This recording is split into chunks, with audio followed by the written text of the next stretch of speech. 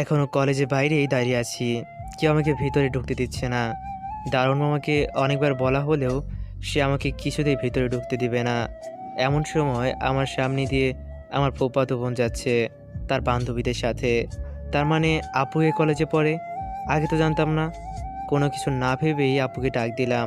রুমি আপু একবার তাকালো, কিন্তু এমন ভাব করলো যেন আমাকে চেনে না, কোনোদিনও দেখেওনি। আপু আর আপুর বান্ধবীরা চলে গেল আমার সামনে দিয়ে। আপুর এক বান্ধবী বলেই দিল, তুই কি ওই ছোট লোকটাকে চিনিস? কেমন খ্যাত নোংরা জামা পরে কলেজের গেটের সামনে এসে মেয়েদেরকে বিরক্ত করছে। কথাটা এমন করে বলল যে আমার শুনে চোখ দিয়ে পানি চলে আসলো। আমি আর সেখান থেকে হাঁটা শুরু করলাম। হাঁটছি আর ভাবছি এখন আর বাড়িতে যাব না। তখন আম্মা বুঝে যাবে যে আমাকে কলেজে ঢুকতে দেয়নি। আম্মু ঠিক কথাই বলে দিয়েছিল, অত নামি কলেজে পড়ার দরকার নাই বাপ। আমার যেমন তেমন কলেজে পড়ে ভালো। না, এক প্রকার জিদ করে ভর্তি হলাম কলেজে। আপনাদের আর কি পরিচয় দেব, তাও বলি, আমি রাফি। এসএসসি অনেক কষ্ট করে পাশ করি। রেজাল্ট মোটামুটি হওয়ার কারণে একটা ভালো কলেজে পড়ার লোভটা সামলাতে পারিনি। আর আমার লোভের কী ফল পেলাম তা তো আপনারা দেখলেনই। হাঁটতে হাঁটতে নদীর ধারে চলে এসেছি। এখন একটা গাছের নিচে বসে আছি। একা একা ভালো লাগছে না, কি আর করার। আশেপাশের পরিবেশ দেখছি। হঠাৎ করে আমার মনে হলো রুমি আপুর ব্যবহারটা। আমি জানি আমরা গরিব, একবেলা খেতে পারলে আরেক বেলা পাবো কি না তা নিয়ে ভাবতে হয়। আর রুমি আপুরা অনেক বড় লোক, তার বাবা বড় ব্যবসায়ী। এসব ভাবতে ভাবতে জোহরের আজান দিল।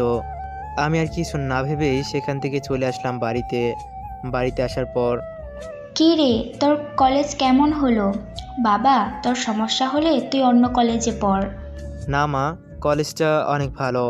আর স্যাররা তো অনেক ভালো। জানো মা, স্যাররা তো অনেক যত্ন নিয়ে পড়ান আর খুব ভালো পড়ান। বাবা, তুমি যা করবা মন দিয়ে করো, কেমন? আম্মু, হুম মা, দাও। খুব খিদা লেগেছে। কিছুক্ষণ পর ফ্রেশ হয়ে আসলাম। তারপর আলু ভর্তা দিয়ে ভাত খেয়ে ঘুমিয়ে গেলাম। বিকেল 5টা 12 বাজে ঘুম থেকে উঠলাম। তারপর একটু বাইরে বের হলাম। নদীর পাড়ে বসে আছি। মাগরিবের আজান হলো। আমি বাড়িতে গিয়ে ফ্রেশ হয়ে বসে আছি। পড়ার ইচ্ছা আছে, কিন্তু বই নাই। বসে বসে ভাবছি, এমন সময় আব্বু আসলো। বাবা, কলেজ কেমন হলো? আলহামদুলিল্লাহ, আব্বু ভালোই হয়েছে। কিভাবে যে তোমার বইগুলো কিনে দিব ভেবে পাচ্ছি না। আব্বু, তুমি একটা কাজ করো তো, সব বইয়ের মোট কত দাম পড়বে আমাকে জানিও। আমি না হয় রাতেও একটা কাজ জোগাড় করে তোমার বইগুলো কিনে দেবো। আমি কিছুক্ষণ ভেবে বললাম, আব্বু, আপনাকে চিন্তা করতে হবে না। কাল একটা দরখাস্ত করব যেন লাইব্রেরি থেকে আমাকে বই দেওয়া হয়। আব্বু কিছু না বলেই চলে গেলেন। হয়তো কষ্ট পেয়েছে। এদিকে ভাবছি আমি আমি তো কলেজে ঢুকতে পারলাম না। কি করে যে কি করব, এসব ভাবতে ভাবতেই ঘুমিয়ে গেলাম। আম্মুর ডাকে ঘুম ভাঙলো। আম্মু বলল, রাফি, উঠো, নামাজ পড়তে হবে তো, ফজরের আজান হলো। কিছু না বলেই উঠে নামাজ পড়তে গেলাম। নামাজ পড়ে বসে আছি। রাফি, খেতে আয়, খাবার খেয়ে নে, কলেজে যাবি না? আমি খাবার খেতে গেলাম। কালকে কয়েক মুঠো ভাত ছিল, তাতে আম্মু বেশি কিছু পানি ঢেলে লবণ মরিচ দিয়ে ভাত মেখে দিল। আব্বু আগেই চলে গেছেন কাজে। আমি খাওয়া দাওয়া করে আম্মুর সাথে গল্প করে বাড়ি থেকে বের হলাম কলেজে যাব তাই। হাঁটতে হাঁটতে কলেজে আসলাম। দারুণ মামারা আজও আমাকে আটকে রাখলেন। আমি মনে মনে বললাম, আমাকে কলেজে না ঢুকতে দিলে আমি এখানেই দাঁড়িয়ে থাকবো। এমন সময় একটা স্যার যাচ্ছিলেন, আমাদের কাণ্ড থেকে দাঁড়িয়ে গেলেন। কি হয়েছে এখানে? কিছু না স্যার, এই ছোট লোকগুলো বলছে সে নাকি কলেজে পড়ে। তোমাদের সমস্যা কোথায়? আর তোমরা হাসছো কেন? স্যার আর কিছু না বলেই আমাকে সাথে নিয়ে ভিতরে গেলেন। তুমি তোমার ক্লাস খুঁজে ক্লাসে যাও, আমার একটু কাজ আছে। এই বলেই স্যার চলে গেলেন। আমি ক্লাস খুঁজে পেলাম। ক্লাসে প্রবেশ করি। দেখি সবাই আমার দিকে তাকিয়ে আছে। মনে হচ্ছে আমি কোনো চিড়িয়াখানার পশু। না হয় আমি ক্লাসে প্রবেশ করে ভুল করেছি। আমি আর কিছু না ভেবে সামনের বেঞ্চ ফাঁকা ছিল, তাই সেখানে বসে গেলাম।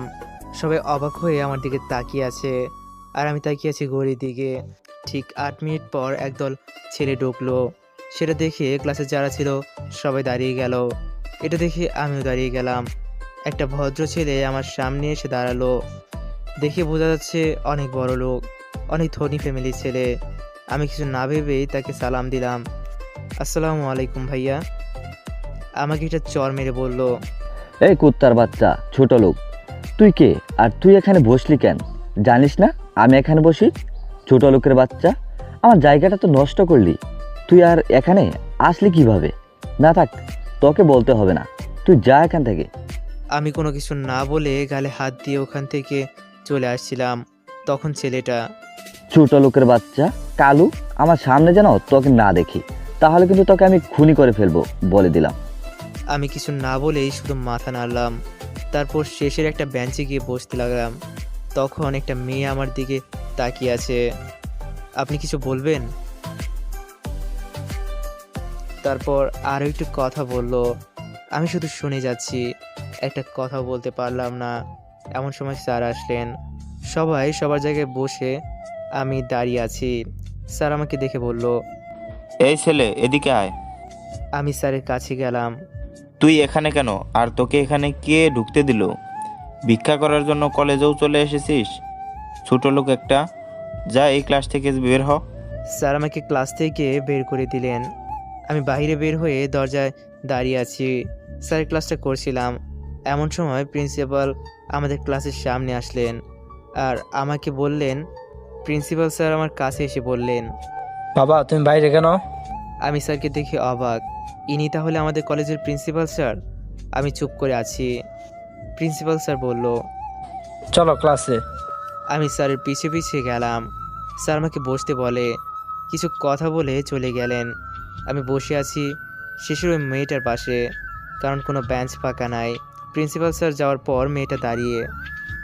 এটা শুনে ক্লাসের সবাই হাসতে লাগলো আর আমার লজ্জাতে চোখে পানি চলে আসলো।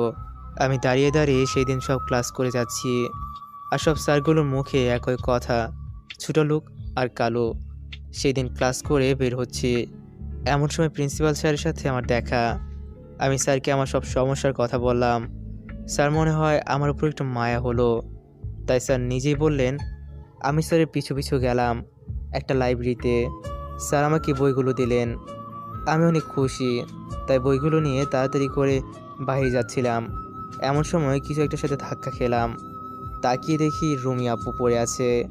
আমি কিছু না ভেবেই আপুকে ওঠাতে গেলাম তার হাত ধরে। আপু বলল, এটা বলেই আমাকে যা না তা বলে আমাকে মারতে শুরু করলো। আর এমন সময় পুরো কলেজ আমার দিকে তাকিয়ে আছে। প্রিন্সিপাল স্যার আসলে রুমি আপু আমার নামে মিথ্যা কথা বলা শুরু করলো। জানি সবাই বিশ্বাস করলো। প্রিন্সিপাল স্যার আমাকে টিসি দিয়ে কলেজ থেকে বের করে দিলেন। আমি সেদিন অনেক কেঁদেছি। আচ্ছা আপনারাই বলেন, আমি গরিব বলে কি আমি ভালো কলেজে পড়তে পারবো না? আমি গরিব বলে কি আমার বেঁচে থাকার কোনো অধিকার নাই? আমি গরিব তাই আমাকে যা নয় তা বলে অপমান করবে। আমরা গরিব তাই বলে আমরা ছোট লোক, তাই আমরা এই সমাজে এত অবহেলিত। আচ্ছা আপনারা তো অনেক ধনী, আমরা কি ইচ্ছে করে গরিব করে জন্ম নিই? আরে ভাই, আমরাও মানুষ, আমাদেরও বেঁচে থাকতে ইচ্ছে করে স্বাধীনভাবে। আমাদের মানুষ বলে একবারও কাছে টেনে দেখেন, এই ছোটোদের একটা সুযোগ দিয়ে দেখেন, তারাও আপনাদের মতো মানুষ হবে ঠিকই, তারা আদর্শ মানুষে রূপান্তরিত হবে। আমরা কি পারি না এই ছোট লোকদের নিয়ে এই সুন্দর পৃথিবীটাকে আরও সুন্দর করে তুলতে? আমি সেদিন অনেক কেঁদেছিলাম। সেদিন কারোর সাথে কোনো কথা না বলে সারাদিন কেঁদেছিলাম। আম্মু আমাকে অনেকবার বলেছিল কি হয়েছে, আমি আর কিছু বলতে পারিনি। সেই দিন আমি সারাদিন কিচ্ছু খাইনি। রাতে শুয়ে শুয়ে ভাবছি আমি আর এই নিষ্ঠুর শহরে থাকবো না, যে শহরে আমার কোনো মূল্য নেই।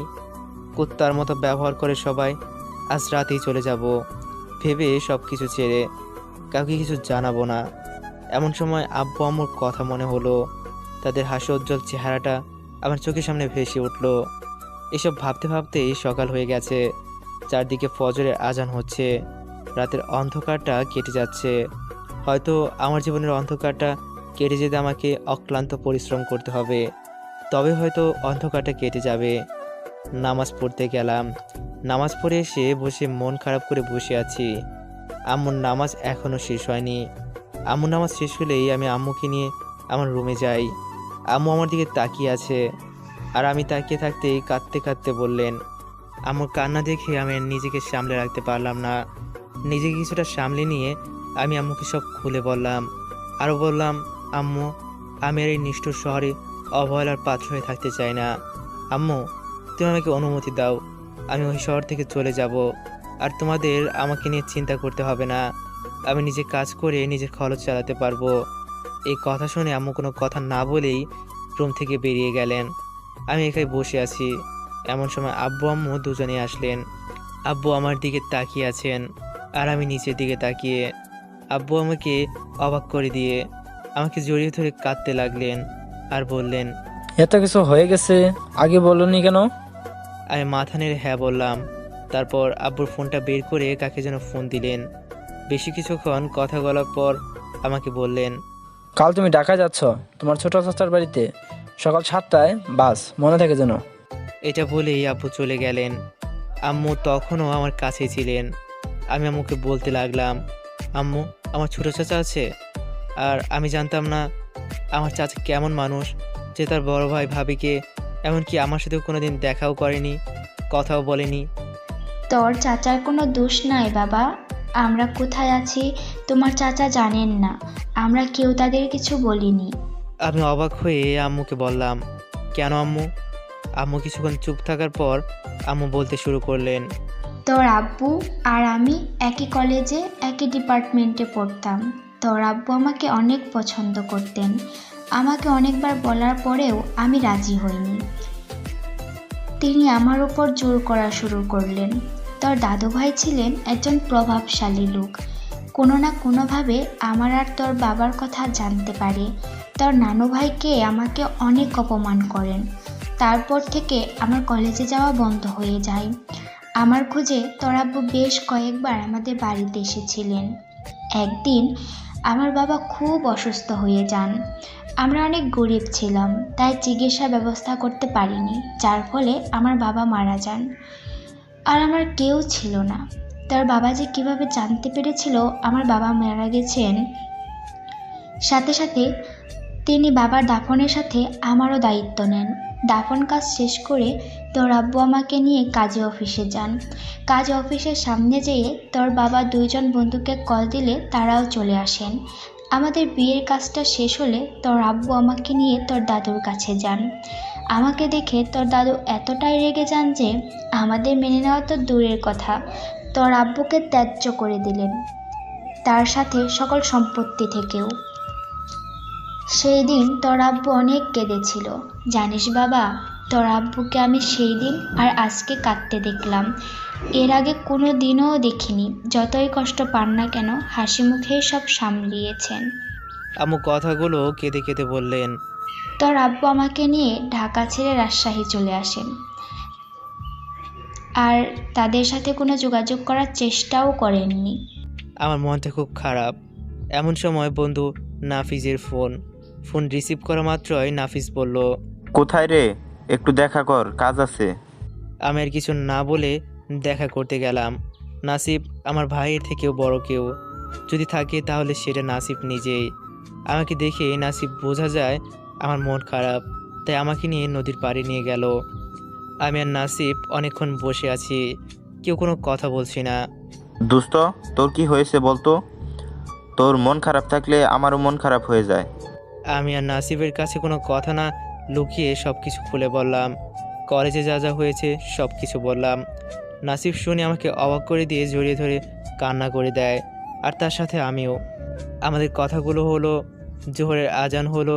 আমি আর নাসিব ওইখান থেকে উঠে বাড়ি থেকে যাচ্ছি। হঠাৎ করেই ফুপির কথা মনে হওয়াতেই চলে আসলাম ফুপির বাড়িতে। ফুপির বাড়ির কাছে আসতেই আমার মাথায় নোংরা পানি পড়লো। কে ফেলেছে দেখার জন্য উপরে ছাদে তাকাতে দেখি রুমি বলে, ওদের বাড়িতে কী জন্য এসেছি আর ও কেমন আমার সাথে করলো, এটা বলে হাসতে লাগলো। আর আমি শুধু মুচকি হেসে চলে আসলাম। উপরে উঠতে দেখলাম ফুপা বসে আছেন আর কি যেন একটা পড়ছেন। আমি কাছে গিয়ে, আসসালামু আলাইকুম ফুপা, কেমন আছেন? ফুপা, ফুপি কোথায় আছে একটু বলবেন? দেখছিস না আমি কাজ করছি, বিরক্ত না করে যা তো এখান থেকে। যার ফলে ফুপি শুনতে পান। এমন সময় ফুপি আস্তে আস্তে বললেন, ফুপি আমাকে দেখেই খুশিতে জড়িয়ে ধরে বললেন, আমাদের কথা বলা দেখে ফুপা চলে গেলেন। আমি দেখেও না দেখার ভান করে রইলাম আর বললাম, ফুপি তোমাকে অনেক দেখতে ইচ্ছে করছিল, তাই চলে আসলাম। আর অনেক কথা বললাম। বেশ কিছুক্ষণ পর রুমি আসলো আর বলতে লাগলো, কে রে ছোট লোকের বাচ্চা, এখনো যাসনি নাকি দুপুরে খেয়ে যাবি? কথাটা শেষ না হতেই ফুপা বলে উঠলেন, রুমি কি বলছো এসব? কুকুরের পেটে কি ঘি হজম হয়? আর রাফি, তুই এগুলো খেয়ে কি হজম করতে পারবি? এটা বলেই দুজনে হাসতে থাকে। এটা দেখে ফুপি আমার হাত ধরে নিচে নিয়ে আসেন আর আমাকে জড়িয়ে ধরে কাঁদতে কাঁদতে বলেন, হঠাৎ করেই আমি লক্ষ্য করলাম আমার সামনে একটা গাড়ি দাঁড়িয়ে আছে। গাড়িটা দেখে মনে হচ্ছে অনেক দামি। অনেকক্ষণ তাকিয়েছিলাম গাড়িটার দিকে। হঠাৎ গাড়ির ভিতর থেকে একজন ভদ্র মহিলা নেমে আসলেন। আমি তখনও সেখানেই রয়েছি। সেখানে তিনি নামার সাথে সাথে আমাকে বললেন, তুমি আমাকে কি একটু সাহায্য করতে পারবে? জি। আমার গাড়িটার একটু সমস্যা হয়েছে, একটু বলবে গ্যারেজটা কোথায়? আমি একটু দেখতে পারি? তুমি কি পারবে? একটু চেষ্টা করে দেখি পারি কি না। আমার সামান্য একটু অভিজ্ঞতা আছে। আচ্ছা বাবা, একটু দেখে নাও, আমার খুব দরকারি কাজ আছে, তাড়াতাড়ি যেতে হবে। আর কথা না বলেই গাড়িটা দেখতে লাগলাম। যা বুঝলাম একটা লিকেজ হয়েছে, তা সরিয়ে দিলাম। আমি বললাম, এবার গাড়িটা দেখেন তো ঠিক আছে কি না। মহিলা গাড়িতে উঠলেন আর গাড়ি স্টার্ট দিলেন। গাড়িটা চালু হলো। তিনি নেমে আসলেন আমার কাছে। বাবা, এই টাকাগুলো রেখে দাও, তোমার কাজে লাগবে। মাফ করবেন ম্যাম, আমার এই টাকাগুলো লাগবে না। আমার জন্য দোয়া করেন, তাহলে আমি খুশি। উনি আর কোনো কথা না বলেই গাড়িতে করে চলে গেলেন। আমি আর কোনো কিছু না ভেবেই গাড়িতে চলে আসলাম। কী রে আব্বু, আজ এত দেরি হলো যে? খাবি কখন? একসাথে খাবো তাই বসে আছি। আম্মু, তুমি এখনও খাওনি? তুমি 10 মিনিট দাঁড়াও, আমি ফ্রেশ হয়ে আসি। কিছুক্ষণ পর খাওয়া দাওয়া শেষ করে আম্মুর সাথে চাচা ও তার পরিবার সম্পর্কে অনেক কিছু জানলাম। বিকেলে নাসিব ফোন দিল, আবার বের হলাম। আজ বিকেলে অনেক জায়গায় ঘুরলাম, অনেক কিছু করলাম। লাস্টে একটা জায়গায় বসলাম, আমাদের প্রিয় জায়গা, নদীর পাড়ে বসে আছি। এমন সময় নাসিব বলল, রাফি, কাল তো ঢাকায় যাবি, আমাকে ভুলে যাবি না তো? কিছু না বলেই জড়িয়ে ধরলাম আর বললাম, আমার তো ভাই নাই, তুই আমার সেই ভাই, তোকে আমি কিভাবে বলবো বল। নাসিব আর আমি গল্প করতে করতে আমাকে বলল, রাফি চল তো, আমার বাড়িতে একটু কাজ আছে। আমি জানি না কিসের জন্য আমাকে নিয়ে যাচ্ছে, হয়তো আন্টিদের সাথে দেখা করাবে, তাই আমি আর না করলাম না। 20 মিনিট হাঁটার পর রাফির বাড়িতে গেলাম। আন্টির সাথে আমি আর নাসিব আড্ডা দিলাম। আড্ডা দিয়ে আমি যখন চলে আসব, তখন আমাকে নাসিব কয়েকটা প্যাকেট দিয়ে বলল ঢাকাতে গিয়ে এগুলো খুলতে। আমি দেখলাম তার চোখের কোণে পানি, তাই আমি প্যাকেটগুলো নিয়ে বের হয়ে গেলাম। আর কোনো কথা বলিনি। রাত 10টা 9-এর দিকে বাড়িতে পৌঁছালাম। বাড়িতে গিয়ে আব্বু, আমি আর আম্মু একসঙ্গে খাবার খেলাম। এটাই হয়তো আমার শেষ খাওয়া।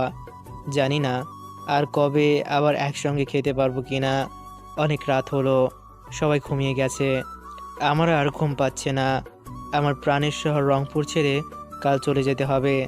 ভাবতে অবাক লাগে, আজ গরিব বলেই আমার প্রিয় মানুষগুলোকে ছেড়ে অচেনা জায়গায় যেতে হচ্ছে। এসব ভাবছি আর চোখে পানি পড়ছে। ভাবতে ভাবতে ঘুমিয়ে গেলাম। ফজরের আজান হচ্ছে, নামাজ পড়ার জন্য উঠলাম। দেখি আম্মু আর আমার আগে উঠে গেছে। আমি কিছু না বলেই নামাজে চলে গেলাম। নামাজ পড়ে এসে আব্বুর কাছে গেলাম। আব্বু আমাকে সব কিছু বুঝিয়ে দিলেন। আমি সব কিছু গুছিয়ে নিয়েছি, তাই আর আমার কোনো সমস্যা নেই। আব্বু সব কিছু বুঝিয়ে দিলেন, ওখানে কোনো প্রকার কষ্ট হবে না। আমার চাচা একটা মাটির মানুষ। কথা বলতে বলতেই আম্মু আমার জন্য খিচুড়ি রান্না করে নিয়ে আসলেন। আমি আর আব্বু খেয়ে নিলাম। এখন সকাল 6টা বাজে, আর 1 ঘন্টা পরেই আমার বাস, চলে যেতে হবে আমাকে। আমি গোসল করে রেডি হতে যাব, তখন আব্বু আমাকে একটা শার্ট ও একটা প্যান্ট দিলেন আর বললেন, এইগুলো পরে আয়, আমি বাইরে আছি। আমি 10 মিনিটের মধ্যে রেডি হয়ে বের হয়ে দেখি আমার ভাই নাসিব বাইরে আব্বুর সাথে কথা বলছে। আমি আম্মুর থেকে বিদায় নিতে যাব, এমন সময় আম্মু কান্না করে দিলেন। আম্মু, তুমি কান্না করলে আমি কিভাবে যাব?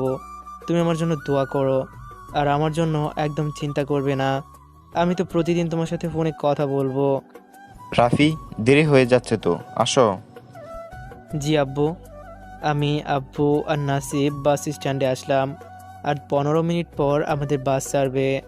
আমি আব্বুকে জড়িয়ে ধরে কান্না করে দিলাম। আব্বু, আপনাদের ছেড়ে আমাকে চলে যেতে হবে, এটা আমি স্বপ্নেও ভাবতে পারিনি। আমার জন্য দোয়া করবেন, আমি যেন আপনার নাম উজ্জ্বল করতে পারি। তুমি আমাদের নিয়ে চিন্তা করো না, নিজের খেয়াল রেখো। আমি যাওয়ার সময় নাসিবকে জড়িয়ে ধরে চলে আসলাম। আমার সিট জানালার পাশে। বাস ছেড়ে দিয়েছে। আমি মাথা বের করে দেখলাম নাসিব কান্না করছে। আমি তাদের বিদায় দিলাম। বাস আপন মনেই চলছে। আমি বাইরে তাকিয়ে আছি, আর নীরবে চোখের পানি ঝরছে। সত্যি খুব কষ্ট লাগছে। আমার কেন যেন ঘুম ঘুম লাগছে, তাই কিছুক্ষণের মধ্যেই ঘুমিয়ে গেলাম। হঠাৎ করে মনে হচ্ছে কেউ আমাকে ডাকছে। তাকিয়ে দেখলাম একটা মেয়ে। কিছু বলবেন? কিছু মনে না করলে আপনার সিটটা আমাকে দেয়া যাবে? আমার একটু সমস্যা আছে তো। আর কিছু না বলেই সরে গেলাম। তারপর আবার একটা ঘুম। 2 ঘন্টা যাওয়ার পর একটা খাবারের বিরতি দেওয়া হলো। আমি উঠে দেখি আমার পাশে মেয়েটা নেই। হঠাৎ করে লক্ষ্য করলাম মেয়েটা আসলো। এসেই আমাকে একটু সরে বসতে বলল। মেয়েটা এমন ভান করলো যেন সিটটা তার নিজেরই। আমি বিরক্তির একটা ভাব নিয়ে বললাম, সিটটা চাওয়ার সময় কত মিষ্টিভাবে বললেন, আর এখন? আমার যা ইচ্ছা তাই করব, আপনাকে কেন বলতে হবে? আমি কোনো কথা বললাম না। বাসটা চলতে শুরু করলো। আমি আর কোনো কথাই বললাম না। আমার খুব খিদা লেগেছে, তাই আমার ব্যাগটা খুঁজতে লাগলাম কিছু আছে নাকি। আশা করি কিছুই থাকবে না, কারণ আমি তো কিছুই নিইনি। খুঁজতে খুঁজতে পেয়ে গেলাম আমার ব্যাগে একটা টিফিন বাটি। বাটিটা খুলে দেখলাম খিচুড়ি আছে। আমি খাওয়ার জন্য পানির বোতল খুঁজতে লাগলাম, কিন্তু পাচ্ছি না। হঠাৎ আমার সামনে একটা বোতল দেখতে পেলাম। আমি দেখলাম আমার পাশের মেয়েটা দিল, আর বলল, আমি আপনাকে এমনি এমনি বোতলটা দিচ্ছি না, আমারও খিদে লাগছে, আমিও আপনার খাবার থেকে একটু ভাগ বসাবো, দিবেন তো? মেয়ে তো নয়, মনে হয় রাক্ষসী। আমি উপায় না পেয়ে মাথা নাড়লাম। তারপর আমি ওই মেয়েকে কিছু খাবার দিলাম, আর আমি খেলাম। খাওয়া শেষ করলাম। মেয়েটাকে ধন্যবাদ দিয়ে আবার ঘুমানোর প্রস্তুতি নিচ্ছি, কারণ জানালার ধারে হলে হয়তো বাইরের দৃশ্য দেখতে পারতাম। এমন সময় মেয়েটা বলল, আমি ঈশিতা, আপনার নামটা কি? আমার নাম রাফি, আমার বাড়ি রংপুর। আপনার সাথে পরিচিত হয়ে ভালো লাগলো। আপনার কিন্তু একটু বেশিই ভাব। কিছু বললেন আমাকে? আরে না, কিছু না, আপনার নামটা কিন্তু সুন্দর। ধন্যবাদ। এভাবেই আরও অনেক কথা হলো। আসলে মেয়েটা অনেক ভালোই। কথা বলতে বলতে কখন যে ঢাকায় চলে আসলাম বুঝতেই পারিনি। বাস থেকে নেমে গেলাম, কিন্তু ঈশিতাকে দেখলাম না। মনে হয় চলে গেছে। আমি তো ঢাকার কিছুই চিনি না, তাই বাস স্ট্যান্ডে বসে আছি। এমন সময় আব্বু ফোন দিল। আমি ফোনটা ধরলাম। আসসালামু আলাইকুম আব্বু, আমি এখন বাস থেকে নামলাম। তোর চাচা ওখানে আছে, ফোন দে। জি আচ্ছা আব্বু। আব্বুর সাথে কথা বলে আমি ফোনটা কেটে দিলাম। ছোট চাচাকে ফোন দিলাম। ছোট চাচা ফোন ধরলো। হ্যাঁ রাফি, তুমি কোথায়? আমি তো বসে আছি, কালো শার্ট প্যান্ট পরে। আপনি কোথায়? তুমি কি কালো শার্ট কালো প্যান্ট পরে আসছো? আর তোমার হাতে কি লাল কালারের ব্যাগ আছে? জি চাচা। আমি দেখতে পাইছি। চাচা আসলো।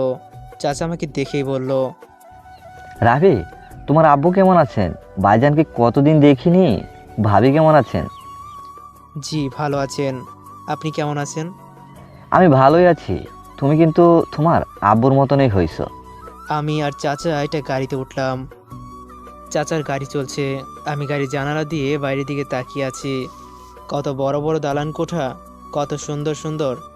এই ঢাকাতে না আসলে জানতেই পারতাম না আমাদের বাংলাদেশেও এত বড় বড় দালান কোঠা আছে। এসব দেখতে দেখতে আমাদের গাড়ি থামলো। চাচা আমাকে বলল গাড়ি থেকে নামতে। আমি গাড়ি থেকে নেমে অবাক। এটা কিভাবে বাড়ি হতে পারে? এটা তো একটা রাজপ্রাসাদ। আমি বাইরে থেকে দেখে অবাক হয়ে গেলাম। এত সুন্দর আর এত বড় বাড়ি আমি জীবনেও দেখিনি। চাচা আমাকে ভিতরে নিয়ে গেলেন। আমি ভিতরে গিয়ে তো আরও বেশি অবাক। সোনার রঙে সাজানো তাদের বাড়ি একটা রাজমহলকেও হার মানায়। চাচা আমাকে বলল যে চলো তোমার রুমটা দেখিয়ে দেই। আমি মাথা নেড়ে ইশারায় সম্মতি দিলাম। চাচা আগে যাচ্ছেন আর আমি তার পিছনে। যেতে যেতে আমি বাড়িটার সব কিছু দেখতে দেখতে চাচাকে হারিয়ে ফেললাম। তাই আমি অন্য কোথাও না গিয়ে ওইখানে দাঁড়িয়ে রইলাম। এমন সময় এক ভদ্র মহিলা আসলো। মহিলা বললে ভুল হবে, কারণ এটা যুবতী বেশি কন্যা, দেখতে খুবই সুন্দর, একদম রাজকন্যা। আমি যেন সারা বছর পার করে দিতে পারবো তার দিকে অপলক দৃষ্টিতে তাকিয়ে। আমি অপলক দৃষ্টিতে তাকিয়ে আছি তার দিকে, দুটো সরল চোখে। হঠাৎ করেই আমার গালে ব্যথা করতে শুরু করলো। আমি বুঝতে চেষ্টা করতে লাগলাম কি হয়েছে আমার। অবশেষে মেয়েটার কথায় বুঝতে পারলাম আমার গালে একটা থাপ্পড় দিয়েছে। আমি কিছু না বলেই নিচের দিকে তাকিয়ে আছি আর মেয়েটা বলা শুরু করলো। মেয়েটা আমার চাচাতো বোন, নাম আনিশা। ওই তুই কে রে? এমন ক্ষেত হনুমানের মতো দেখতে, মাথায় আবার তেলও দিস। তোরে এখানে কে ঢুকতে দিল? আমার কথা শুনেই দারোয়ানকে ডাকতে লাগলো। তার চেঁচামেচিতে চাচার নিচে আসলো। আমি মাথা নিচু করে আছি, কোনো কথা বলছি না। কে রে কাওয়া বিড়াল? কথাও বলতে জানিস না দেখছি। তোর মতো ছোট লোকদেরকে কেন যে আমাদের বাড়িতে দেখতে হয়? তোর সাহস কি করে হয় আমাদের বাড়িতে এইভাবে ঘুরে বেড়ানোর? এটা বলেই আনিশা গায়ে যত জোর ছিল তত জোর দিয়ে আমাকে একটা থাপ্পড় মারলো। থাপ্পড়টা এত জোরে ছিল যে আমার ঠোঁট কেটে রক্ত বের হয়ে গেছে। আমার চোখেও কী কারণে পানি চলে এসেছে, মাথাটা ঝিমঝিম করছে। তাই আমি সেখানে বসে গেলাম। এমন সময় চাচা এসে তার একমাত্র আদরের রাজকন্যাকে একটা থাপ্পড় দেয় আর বলে, এই ছেলেটাকে তুমি জানো, যা ওর কাছে ক্ষমা চাও। আমি কোনো মানুষরূপী কোনো পশুর কাছে ক্ষমা চাইতে পারবো না। আমি পরিস্থিতি স্বাভাবিক করার জন্য বললাম, চাচা আমার রুমটা একটু দেখিয়ে দেবেন? চলো। জানো রাফি, এটা তোমার আব্বুর ঘর। আমি খুব যত্ন করে রেখেছি এই ঘরটাকে। আমি আমার ভাইজানকে অনেক ভালোবাসতাম। আর থাক ওইসব কথা, তুমি এখন ফ্রেশ হয়ে আসো, আমরা একসাথে লাঞ্চ করব। আমারও খুব খিদা লেগেছে, তাই হ্যাঁ বলে দিলাম। আমি ফ্রেশ হতে যাব এমন সময় চাচা আমার হাত ধরে বললেন, বাবা তুমি তোমার বোনটাকে মাফ করে দাও। ও অমনই, কিন্তু বন্ধু হয়ে গেলে বুঝতেই পারবে না যে এটা সেই আগের আনিশা। আর ওর ব্যবহারের জন্য আমি তোমার কাছে ক্ষমা চাইছি। ছোট মানুষ না জেনে ভুল করেই ফেলেছে। তুমি তুমি বাবা ওর উপর রাগ করে থেকো না। আব্বু ঠিকই বলেছিল, তার ভাই মাটির মানুষ। চাচা আপনি আমাকে সত্যি এবার লজ্জায় ফেললেন। আমি কিছু মনে করিনি, আর আমারও একটা ভুল ছিল। চাচা আমার খুব খিদা লেগেছে, আপনি খাবারের ব্যবস্থা করেন, আমি ফ্রেশ হয়ে আসছি। চাচা গেলেন। ওইদিকে আনিশা, ওই ছোট লোকটার জন্য আজ বাবা আমার গায়ে হাত তুলেছেন। বাবা আমাকে কোনোদিনও বকাও দেননি, আর কোথাকার কোন গেও ভূতের জন্য আজ আমাকে থাপ্পড় মারলো। তোকে আমি উচিত শিক্ষা দেবই ছোট লোকের বাচ্চা। তুই তৈরি থাক, এই আনিশা কি জিনিস তুই হাড়ে হাড়ে বুঝবি। আমি ফ্রেশ হয়ে বের হলাম, ব্যাগ থেকে কাপড় বের করছি। এমন সময় নাফিসের দেওয়া প্যাকেটগুলো খুললাম। প্যাকেট খুলে আমি অবাক, কারণ ওগুলোতে কাপড় আছে আর তার সাথে কিছু টাকাও আছে। আমি নাসিবকে ফোন দিলাম, দেখি নাসিব কল দিয়েছে। রাফি ঠিক মতো পৌঁছেছিস তো? তোর চাচাকে খুঁজে পেয়েছিস? দোস্ত, আমি এখন চাচার বাড়িতে আছি, এখানে আমার কোনো সমস্যা নেই। রাফি আন্টির সাথে কথা বল। দে। বাবা রাফি, ঠিকমতো পৌঁছেছিস তো? যেতে কোনো অসুবিধা হয়নি তো? আম্মু, আমার কোনো অসুবিধা হয়নি। চাচা চাচি অনেক ভালো মানুষ, তোমরা আমাকে নিয়ে চিন্তা করো না। আমি বেশ কিছুক্ষণ কথা বলে খেতে গেলাম। খাবার টেবিলে গিয়ে দেখি আনিশা বসে আছে, আর তার পাশেই চাচি আর চাচা সামনে একটা চেয়ারে বসে আছেন। আমি দাঁড়িয়ে আছি কোথায় বসবো তাই। তখন চাচা আমার পরিস্থিতি বুঝে আমাকে যে কোনো একটা চেয়ারে বসতে বললেন। আমি যে বসতে যাব অমনি আনিশা খাবার টেবিল থেকে উঠে গেল। আমরা তিনজনেই খাওয়া শুরু করলাম। চাচা চাচির সাথে পরিচয় করিয়ে দিলেন। খাবার খেতে খেতে চাচা বলল, এখন থেকে আমাকে তুমি ছোট আব্বু বলবে আর তোমার চাচিকে ছোট আম্মু বলবে, কেমন? কোনো সমস্যা হলে বা কোনো কিছু লজ্জা না করে বলবা। মনে করো আমরাই তোমার আব্বু আম্মু। আমি মাথা নেড়ে সম্মতি দিলাম। খাওয়া শেষ হলে আমি আমার রুমে গিয়ে শুয়ে পড়ি। অনেক ক্লান্ত লাগছে। শোয়া মাত্রই আমার ঘুম চলে আসে। আমি ঘুমিয়ে একদম রাত পার করে দিলাম। ফজরের আজানে আমার ঘুম ভাঙলো। আমি নামাজ পড়ার জন্য উঠলাম, কিন্তু আমি তো জানি না যে মসজিদ কোথায়, তাই বাড়িতেই নামাজ পড়ে নিলাম। সকালে নাস্তার জন্য ডাকা হলো। আমি গেলাম, দেখি সবাই আছে, কিন্তু আনিশাকে তো দেখলাম না। তাই ছোট আব্বুকে বললাম, ছোট আব্বু, আনিশা আপু কই? আমার কথা শুনে চাচাচি দুজনে হাসতে লাগলো আর বলল, ও তোমার 1 বছরের ছোট। ছোট হলে কি আপু বলা যায় না?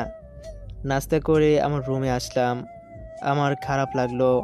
আমার জন্য হয়তো আনিশা আপু খেতে আসেনি। আমার সরি বলা দরকার, তাই কোনো কিছু চিন্তা না করেই চলে গেলাম আনিশাকে খুঁজতে লাগলাম। তাকে ছাদে পেলাম। আমি তার পারমিশন নিলাম। আসতে পারি কি? আনিশা আমার দিকে তাকিয়ে চলে যেতে চাইলো। আমাকে মাফ করে দেন। আমি জানি না কেন আপনারা এমন করেন। আমাকে কেউ দেখতে পারেন না। আচ্ছা, আমি আর আপনার সামনে আসবো না। এখানে থাকার একটু জায়গা দিন, তাহলেই হবে। আমি আর আপনাকে বিরক্ত করব না। আনিশার সাথে কথা বলে ছাদ থেকে নেমে রুমে চলে আসলাম। সেই দিনের পর থেকে আর রুম থেকে বের হয়নি। খাওয়ার সময় কিছু একটা বলেই আমার রুমে নিয়ে আসতাম। এভাবেই 8 দিন চলে গেল। বাড়িতে থাকি। চাচার বাড়ির সামনে বাগান আছে, একটা ফাঁকা জায়গা ছিল, তাই ভাবলাম একটা ফুলের বাগান করব। তাই চাচার রুমে গেলাম। ছোট আব্বু, আমি আসবো? রাফি, হ্যাঁ আসো বাবা। ছোট আব্বু, কিছু কথা বলার ছিল। বলো। সামনে একটু ফাঁকা জায়গা আছে, আমি ওই জায়গাটায় কয়েকটা ফুলের ও কিছু সবজির চাষ লাগাতে চাই। এটা তো ভালোই, করো তুমি। চাচার সাথে কথা শেষ হওয়ার পরেও দাঁড়িয়ে আছি আমি। রাফি, আর কিছু বলবা নাকি? ছোট আব্বু, আমার কলেজে ভর্তি হওয়ার ব্যাপারটা যদি দেখতেন। অনেক আপত্তিকর পরিবেশে বললাম। কথাটা সত্যি খারাপ লাগছে। চাচা কিছুক্ষণ ভেবে বলল, তোমাকে কাল কলেজে নিয়ে যাব, রেডি থেকো। জি।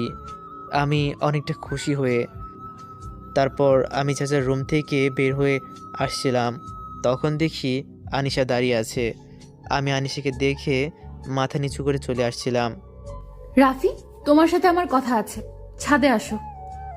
আমি কিছু না বলে তার পিছু পিছু চলে গেলাম। আপনি কিছু বলবেন? আমি আসলে ইচ্ছা করে আপনার সামনে যাইনি। আমি চাচার সাথে দেখা করতে গিয়েছিলাম, কিছু কথা বলার ছিল তাই। কি বললা বাবাকে? কলেজে ভর্তি হওয়ার জন্য। আমি রংপুর থেকে ঢাকাতে এসেছি। তা তুমি কোন কলেজে ভর্তি হবা, কিছু ঠিক করলা? যে কোনো একটা কলেজে ভর্তি হতে পারলেই হবে। আমি শুধু পড়াশোনা করতে চাই। রাফি, আমি তোমাকে একটা কথা বলার জন্য এখানে ডেকেছি। জি বলেন। I am sorry, sorry for everything, please forgive me. Why? আমার তোমার সাথে ওইভাবে কথা বলা উচিত হয়নি, তাই সবকিছুর জন্য সরি। তুমি সবকিছু ভুলে যাও, এখন থেকে আমরা বন্ধু হলাম, ওকে? গরিবের কি বন্ধু হতে পারে? আমি তো খ্যাত বেড়ার কাওয়া। কেন হতে পারে না? গরিবরা কি মানুষ না, নাকি তারা ইচ্ছে করেই গরিব হয়? সবাই তো আল্লাহর সৃষ্টি। আনিশার কথাটা আমার সত্যি অনেক ভালো লাগলো। তাকে বিশ্বাস করতে ইচ্ছে করছে। সে প্রমাণ করলো সবাই এক হয় না। আমি হ্যাঁ বলে দিলাম। তারপর আমি আমার রুমে চলে আসলাম। আনিশা আমাকে তার সাথে কথা বলার জন্য বলেছিল, কিন্তু আমার মাথায় ধরছিল, তাই চলে আসছিলাম। রুমে এসে দেখি নাসিব কল করেছে। আমি কলটা রিসিভ করলাম। তার সাথে অনেকক্ষণ কথা বললাম। তারপর ফ্রেশ হয়ে সময় দেখলাম এখন রাত 8:37 বাজে। তাই ভাবলাম একটু ঘুরে আসি ছাদ থেকে। যে ভাবা সেই কাজ। তাই আমি ছাদে আসছিলাম। হঠাৎ আমার কানে ভেসে আসলো একটা আওয়াজ। কণ্ঠটা আনিশার। কথাটা ঠিক এমন ছিল, তোরা শুধু দেখ আমি কুত্তার বাচ্চার কি অবস্থা করি। আমি মনে করলাম এটা হয়তো এমনি বলেছে কাউকে। আমি ছাদের এক কোণায় দাঁড়িয়ে আছি। আনিশা আমার পাশে এসে দাঁড়ালো আর বলল, তা কি মনে করে এখানে আসা হলো শুনি? আসলে ঘরে থাকতে ভালো লাগছিল না, তাই আসলাম। আপনার সমস্যা হলে বলেন, আমি এখান থেকে চলে যাচ্ছি। কথাটা বলেই আমি হাঁটা শুরু করলাম। পিছন থেকে আনিশা আমার হাতটা ধরে ফেললো। সমস্যা তো আমার একটা আছে, তবে তুমি আমাকে আপনি করে বলছো কেন? আমাকে এখনো ক্ষমা করতে পারোনি, তাই না? না না আপু, ছি, আপনি এমন কথা কেন বলছেন? আমার কি সে ক্ষমতা আছে? আমি কারো ওপর কখনো রেগে থাকি না। তাহলে এখন থেকে আমাকে আর আপনি করে বলবে না, তুমি করে বলবে, কেমন? এরপর যদি একবার আপু বা আপনি করে বলো, গলা টিপে মেরে ফেলবো। আমি মাথা নেড়ে সম্মতি দিলাম। তারপর আমি আর আনিশা অনেক কথা বললাম। তারপর একসাথে খেতে গেলাম। চাচা চাচি আমাদের দেখে খুব খুশি। আজ সবাই একসাথে রাতের খাবার শেষ করে যার যার রুমে গেলাম।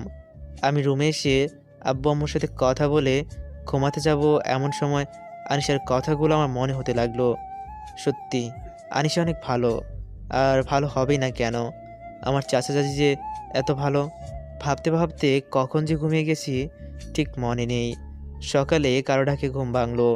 আমি চোখ মেলে দেখি আনিশা। আমি মনে হয় স্বপ্ন দেখছি, তাই আবার ঘুমিয়ে গেলাম। হঠাৎ মনে হলো টিনের চাল দিয়ে পানি পড়ছে, তাই আমি তাড়াতাড়ি উঠে হাতের কাছে যা ছিল তা বিছানার উপর রাখলাম। আরে, আমি তো ভুলে গিয়েছি আমি চাচার বাড়িতে আছি। এখন তো বৃষ্টি পড়ার কোনো কথা না। সামনে তাকিয়ে দেখি আনিসের জগ হাতে দাঁড়িয়ে আছে। আমি লজ্জামাখা কণ্ঠে বললাম, এইসব তোমার কাছ তাহলে? আনিশা হাসতে হাসতে শেষ। তার হাসিটা যে এত সুন্দর তা বলে বোঝাতে পারবো না। আমি এক দৃষ্টিতে তার দিকে তাকিয়ে আছি। আনিশা বিষয়টা বুঝতে পেরে বলল। এটা বলেই আনিশা চলে গেল। অজান্তেই আমারও মুখে হাসি ফুটলো। তারপর নাস্তা করে বেরিয়ে গেলাম কলেজে। আমি আর আনিশা একটা গাড়িতে যাচ্ছি। আনিশা গাড়ি ড্রাইভ করছে। চাচা কাল রাতেই সব ব্যবস্থা করে রেখেছেন। আনিশা আমাকে নিয়ে কলেজে খানিকটা দূরেই নামিয়ে দিয়ে বলল, একটা রিক্সা করে আসো। আমি তাই করলাম। তারপর প্রিন্সিপালের রুমে গিয়ে আমার পরিচয় দিলাম। তিনি আমার চাচাকে ফোন দিয়ে আমার ভর্তি কনফার্ম করলেন। সেদিন ক্লাস করে আবারও একই জায়গাতে আনিশার সাথে দেখা। সে আমাকে দেখেই বলল গাড়িতে আসতে। আমি গাড়িতে উঠলাম। তারপর সকালের ঘটনাটা জানতে চাইলাম। তাই সে বলল একটা ফ্রেন্ডকে নাকি নিতে যাওয়া লাগে। আমার বেশ ভালোই বন্ধুত্ব হয়ে যায়। আর আমি প্রতিদিন এক জায়গাতেই নামতাম আর উঠতাম কলেজের পথে। এভাবেই কয়েক মাস পার হয়ে গেল। আমাদের পরীক্ষার রেজাল্ট দিল। আমি ফার্স্ট ক্লাসে পাশ করেছি, আর আনিশা কোনো রকম পাশ করে, যার ফলে চাচা একটু রাগ হয় আর আনিশাকে বকা দেয়। এতে আনিশার রাগ আমার উপর আরও বেড়ে যায়। তার মধ্যে প্রতিশোধের আগুন জ্বলে ওঠে। তারপর সে ভাবতে থাকে কিভাবে আমার উপর প্রতিশোধ নেবে। আনিশা রেগে তার রুমে চলে যায় আর ভাবতে থাকে কিভাবে আমাকে অপমান করে আমাকে বাড়ি থেকে বের করে দেওয়া যায়। আনিশার সেই দিন তার রুম থেকে একটু যেন বের হলো না। সেদিন কোনো রকম কেটে গেল। আনিশা সারা রাত ভেবে একটা বুদ্ধি বের করলো, আর তার সেই বুদ্ধিতে মাঠে নেমে পড়লো। সকালে ঘুম থেকে উঠে দেখলাম আমার রুমের সামনে চাচা দাঁড়িয়ে আছে। আমি তাড়াতাড়ি উঠে চাচার কাছে গেলাম। চাচা বলল, তুমি কি আজ কলেজে যাবা? চাচা, আমার না শরীরটা খারাপ করছে, তাই ভাবছি আজ কলেজে যাব না। চাচা আমার কাছে এসে কপালে হাত দিয়ে বলল, তোমার তো জ্বর এসেছে। চাচা তেমন কিছু না, একটু পরে ঠিক হয়ে যাবে। এমনটা আমার মাঝে মাঝে হয়। ও, চাচা আপনি কিছু বলবেন? তুমি কি আনিশাকে একটু পড়াতে পারবে? ও তো পরীক্ষাতে ভালো রেজাল্ট করতে পারছে না, তাই ভাবলাম তুমি যদি একটু গাইড করতা। আচ্ছা চাচা, আমি পড়াবো। আপনি এখন খুশি তো? আমি অনেক খুশি হয়েছি। আর তুমি যদি পারো তাহলে কাল থেকেই পড়াতে শুরু করে দাও, কেমন? জি আচ্ছা। আমি একটু ফ্রেশ হয়ে এসে নিচে গেলাম আমার হাতে তৈরি করা বাগানটায়, যেখানে গিয়ে গাছে পানি দিলাম। তারপর রুমে গিয়ে একটা কাজ করলাম। এমন সময় আনিশা আসলো। রাফি, তোমার সাথে আমার কথা আছে। বলো। এখানে বলা যাবে না। আমার সাথে তোমাকে যাওয়া লাগবে। তুমি এখন রেডি হয়ে আসো, তোমাকে নিয়ে একটা জায়গায় যাব। কিন্তু কোনো কিন্তু না, তোমাকে যেতেই হবে। আনিশা, তুমি আমাকে কয়েক মিনিট সময় দাও, নাস্তা করে রেডি হতেই তোমার সাথে যাব। তোমাকে আমি নাস্তা করাবো, এখন চলো। তারপর আমি আর আনিশা গাড়িতে করে অজানা গন্তব্যে চলা শুরু করলাম। আমার জন্য অজানা, কিন্তু আনিশা চিনে। বেশ কিছুক্ষণ পর গাড়ি চলার পর একটা রেস্টুরেন্টের সামনে গাড়ি থামালো। অনেক বড় রেস্টুরেন্ট। আমি আর আনিশা ভিতরে প্রবেশ করলাম। আনিশার আমি রেস্টুরেন্টের শেষ টেবিলে গিয়ে বসলাম। আনিশা খাবার অর্ডার দিল। আমি চুপচাপ বসে আছি, মাথা নিচু করে, কারণ আনিশাকে আজ অনেক সুন্দর লাগছে। সাদা ড্রেস, কালো চুল, সামনে হালকা বাদামি করা ঠোঁটে। আমার কাছে সত্যি অসাধারণ লাগছে। আমার কথা ছিল, তুমি এইভাবে নিচে তাকিয়ে থাকলে কিভাবে বলবো? তুমি বলো, আমি শুনছি। দেখো, তোমাকে একটা কথা বলি। আমি কোনো ভঙ্গিমায় যাচ্ছি না, তোমাকে সরাসরি বলছি। আমি তোমাকে ভালোবাসি, জানি তুমিও আমাকে ভালোবাসো। আনিশা কথাটা শেষ হওয়ার আগেই খাবার চলে আসলো। আমি আনিশাকে আর কিছু না বলতে দিয়ে, আপনি এগুলো কি বলেছেন? আপনি কোথায় আর আমি কোথায়? আপনার কথা ভুল হচ্ছে, আর আমি আপনাকে কোনোদিনও ভালোবাসতে পারবো না। আমাকে মাফ করবেন। এটা বলেই আমি চলে আসতে যাব, তখন আনিশা বলল, আমি তোমাকে সত্যিই ভালোবাসি। আচ্ছা, আমাকে না ভালোবাসার একটা কারণ বলো, আমি আর তোমাকে বিরক্ত করব না। আর আমি কোন দিক দিয়ে কম যাই? আমার সব কিছুই আছে, কি নেই আমার? আমার টাকা, সম্পদ সব আছে। আমি শুধু তোমাকে চাই রাফি, শুধু তোমাকেই চাই। এটা আমার দ্বারা সম্ভব না, আর আমি গরিব। আপনারা কত বড় লোক। আমি কোনোভাবেই চাচা চাচিকে কষ্ট দিতে পারবো না, ক্ষমা করবেন। আপনার সাথে আপনাদের মতো বড় লোকের ছেলেকেই মানায়, আমাকে নয়। কথাটা বলতে আমার যত দেরি, আনিশা সাথে সাথে খাবারের প্লেট থেকে চাকু নিয়ে হাতে তার এক জায়গায় কেটে দেয়। দাঁড় না থাকায় খুব একটা বেশি কাটে নাই। আমি সাথে সাথে তার হাত থেকে চাকু ফেলে দিয়ে টিস্যু দিয়ে হাত চেপে ধরলাম। আনিশাকে অনেক কষ্টে গাড়িতে বসিয়ে দিয়ে আমি ফার্মেসি থেকে তুলা, ব্যান্ডেজ আর স্পিড নিয়ে চলে আসলাম।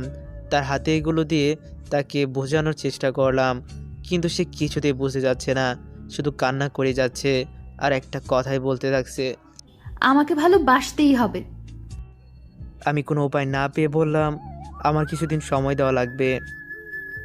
তুমি সময় নাও, কিন্তু আমার উত্তর কিন্তু হ্যাঁ চাই। যদি না বলো তাহলে আমি নিজেকে শেষ করে দিব। আমি কিছু না বলেই বাড়িতে যেতে বলে গাড়িতে উঠলাম। আনিশা গাড়ি চালাচ্ছে আর আমার দিকে তাকাচ্ছে। আমি একবারও আনিশার দিকে তাকাইনি। বাড়িতে আসলাম, এসে আমার রুমে গেলাম আর ভাবতে লাগলাম কি থেকে কি হয়ে গেল। দুপুরে আর গেলাম না, তাই আনিশা আসলো আমাকে ডাকতে। আমার ইচ্ছা না থাকা সত্ত্বেও যেতে হলো, কারণ ও খুব জেদি মেয়ে। আমার সামনাসামনি চেয়ারে আনিশা বসলো। আমি আমার মতো খাওয়া শুরু করলাম। আমার যেন কেমন কেমন লাগছে, তাই আমি জোরে পা দিয়ে থাওয়া দিলাম। আর সাথে সাথেই আনিশা চিৎকার দিয়ে উঠল। তা দেখে চাচা বলল, কি হয়েছে, এমন চিৎকার করছো কেন? বাবা, মনে হয় আমার পায়ের উপর দিয়ে বিড়াল গেল, তাই ভয় পেয়েছি। ও, খাও। ভালো কথা মনে পড়লো, আজ থেকে রাফি তোমাকে পড়াবে। তোমার কি কোনো সমস্যা আছে? না বাবা, আমি তোমাকে এটা বলবো ভাবছিলাম, তার আগেই তুমি বলে দিলে। শয়তানি হাসি দিল, যা আমার ভালো লাগেনি। আমি কোনো কথা না বলেই তাড়াতাড়ি খাওয়া শেষ করে আমার রুমে গেলাম। আমার খুব ঘুম পাচ্ছে, তাই ঘুমিয়ে গেলাম। সন্ধ্যায় ঘুম ভাঙলো, তাই ফ্রেশ হতে গেলাম। ফ্রেশ হয়ে দেখি চাচি আমার রুমে। চাচি কিছু বলবেন? বাবা, আনিশাকে পড়াবে না? এই তো যাচ্ছি, আমার কোনো ইচ্ছা নেই আনিশাকে পড়ানোর।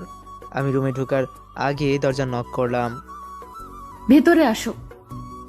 আমি গেলাম, দেখলাম আনিশা বসে আছে টেবিলে। বসো। আমি বসলাম, তাকে পদার্থ বই বের করতে বললাম।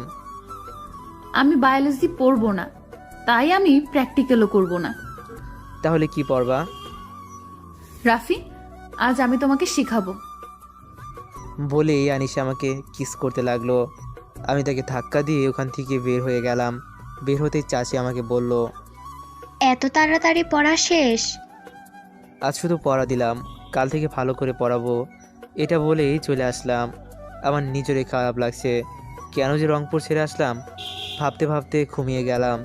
সকালে আনিশা আসলো আর বলল, কি হলো, তুমি ওইভাবে চলে আসলা কেন? তোমার কি ভালো লাগেনি? কাছে আসো, আরেকটা দিই। দেখো, আমার এগুলো ভালো লাগে না। আমি তোমাকে বোনের মতোই দেখি। তুমি যদি ভালো করে পড়তে চাও তাহলে পড়বা, না হলে আমাকে এখান থেকে চলে যেতে হবে। আনিশা কিছু না বলেই চলে গেল। মনে হয় কষ্ট পেয়েছে। আমি সন্ধ্যায় তার রুমে নক করে প্রবেশ করলাম। সে এখন চুপ করে বসে আছে। আমি তাকে পড়া দিলাম। সে কোনো বাড়তি কথা বলেনি। এটা আমার ভালোই লাগলো। এভাবেই আমার দিন যাচ্ছে। আমাদের আবার পরীক্ষা শুরু হলো।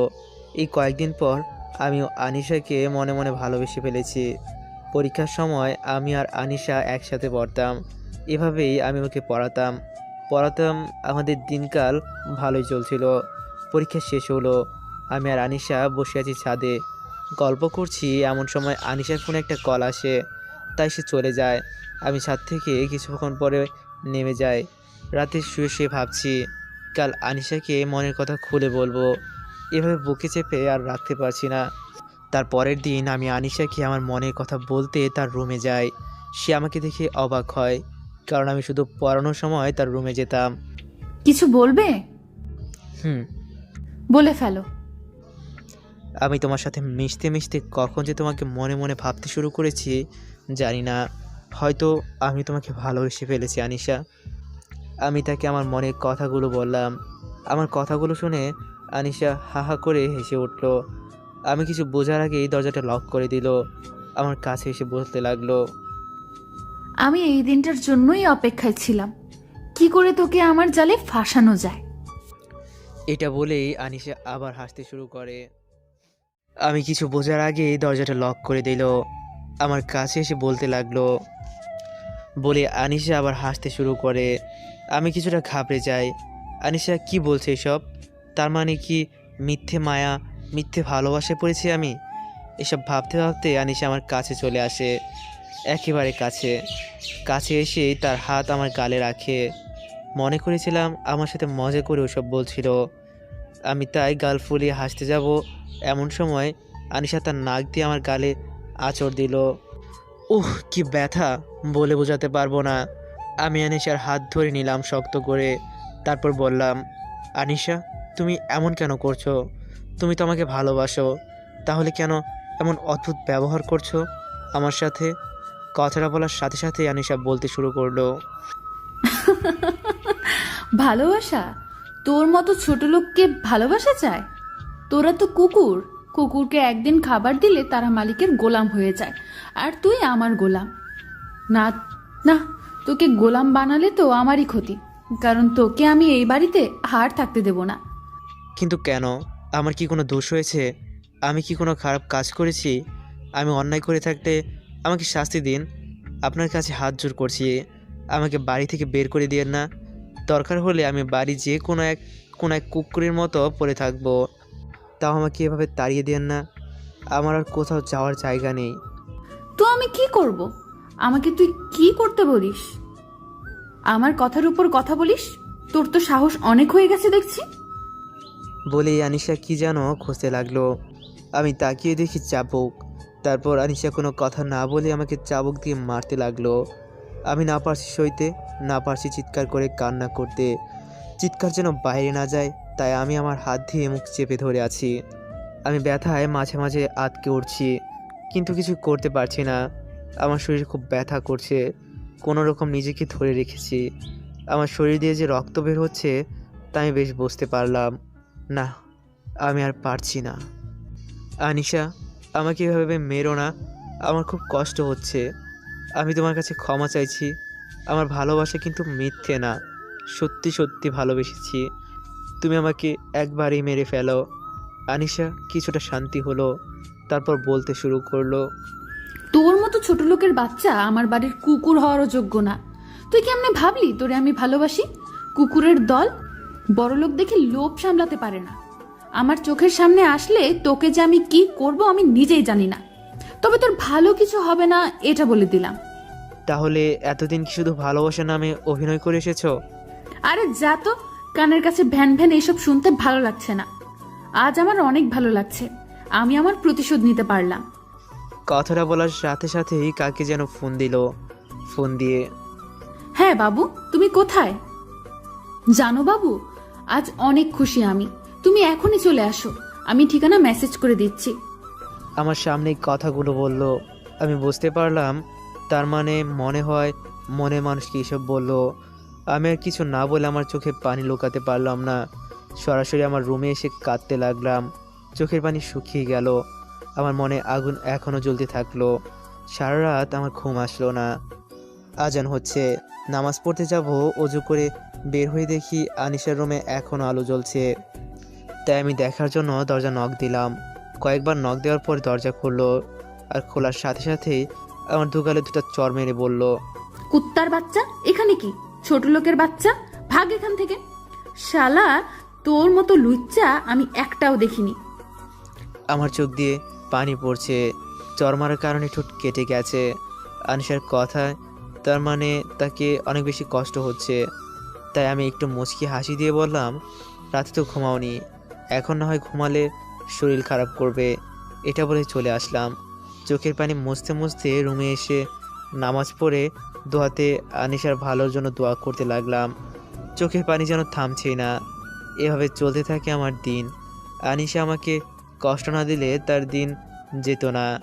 এখন আমাকে কলেজে অপমান করে, সবার সামনে চর মারে, আমাকে কখনো তার চাকর বানায়, আবার কখনো তার গোলাম, কখনো আমাকে মানুষ বলে মনেই করে না। আমি আমার আব্বু আম্মুর কথা ভেবে এই বাড়ি থেকে কোথাও যেতে পারি না। আমার চাচার ব্যবসার কাজে দেশের বাইরে গেছে। আমার হাতে লাগানো গাছগুলো বেশ সুন্দরভাবে বেড়ে উঠছে, প্রতিদিনই পানি দেই। আনিশা আগে থেকে অনেক পাল্টে গেছে। আমাকে তো দূরে থাক, চাচির সাথে এখন খারাপ ব্যবহার করে, চাচি সুযোগ পেলেই অপমান করে দেয়। একদিন আমি আর চাচি বসে গল্প করছিলাম, এমন সময় আনিশা আসে, আমাকে আর চাচিকে দেখে দাঁড়িয়ে যায়। এক ছোট লোক তো আরেক ছোট লোকের সাথে গল্প করছে, হাউ ফানি। আনিশা আমাকে আর চাচিকে উদ্দেশ্য করে বলে। চাচি আনিশার কথা শুনে কাঁদতে লাগলো। কাঁদতে কাঁদতে নিজের রুমে চলে গেলেন। আমার এখন আর কিছুই হয় না, অভ্যেস হয়ে গেছে। কিন্তু চাচির জন্য খারাপ লাগে। আমাদের এসএসসি পরীক্ষার 1 মাস 13 দিন হয়ে আছে। আমার একটা নোট কিনা লাগবে গণিতের, তাই বাসা থেকে বের হলাম। বের হয়ে দেখলাম আনিশার একটা ছেলে বাইকে করে যেন কোথায় গেল। আনিশা এত রাতে কোথায় যেতে পারে? আর ওই ছেলেটা তোকে আমি চিনি, ও খুবই খারাপ ছেলে। আমি কিছু না ভেবে একটা ট্যাক্সিতে উঠে তাদের ফলো করতে লাগলাম। ফলো করতে করতে দেখলাম তারা একটা নির্জন বাড়ির ভিতরে ঢুকলো। আমি কিছু বুঝতে পারলাম, ছেলেটার উদ্দেশ্য ভালো না। তারা বাড়ির ভিতরে ঢুকে গেল, আমি তাদের পিছু পিছু ঢুকলাম। সেখানে ভীষণ অন্ধকার ছিল, তাই অত ভালো করে কিছু বোঝা যাচ্ছে না। আমি হঠাৎ একটা রুমের সামনে এসে থমকে দাঁড়ালাম, কারণ সেখানে আলো ছিল, আর ছিল কেমন অদ্ভুত কুংড়ানোর আওয়াজ। আমি ভয়ে রুমের ভিতরে প্রবেশ করি। আমার চোখ দুটো পড়ে যাওয়ার মতো অবস্থা, কারণ ছেলেটা আনিশাকে বন্দি করে তার জামা কাপড় খুলে দিচ্ছে, আর আনিশার মুখে কাপড় দিয়ে আটকে রেখেছে, যার ফলে সে চিল্লাতে পারছে না। আনিশার সাথে সাথে ছেলেটাও আমাকে দেখে ফেলেছে, তাই আমি বাধ্য হয়েই তাদের সামনে চলে আসি।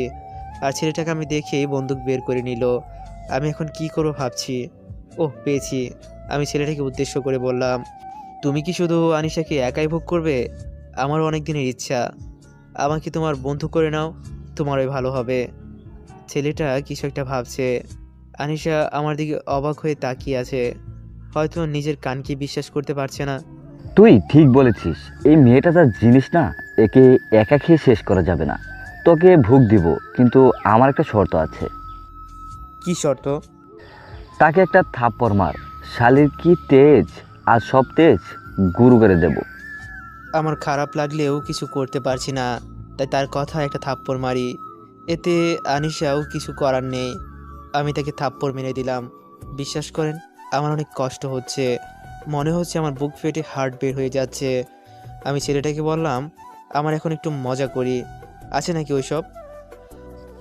আহ, আরে আছে, আমার বাড়ি এখানে, সব আছে। এটা বলেই পাশের রুমে গেল, আর আমি তখন ওর পিছু পিছু গেলাম। আর ওর রুমে যাওয়া মাত্রই আমি ওকে বাইরে থেকে লক করে দেই। ছেলেটাকে আটকিয়ে দিয়ে আমি সাথে সাথে পুলিশকে ফোন দিয়ে জানিয়ে দিলাম। আনিশার কাছে গিয়ে দেখি ও হতাশ হয়ে গেছে। আমি ওকে বাঁধন খুলে দিয়ে মুক্ত করে আমি ওকে নিয়ে বাড়িতে চলে আসি।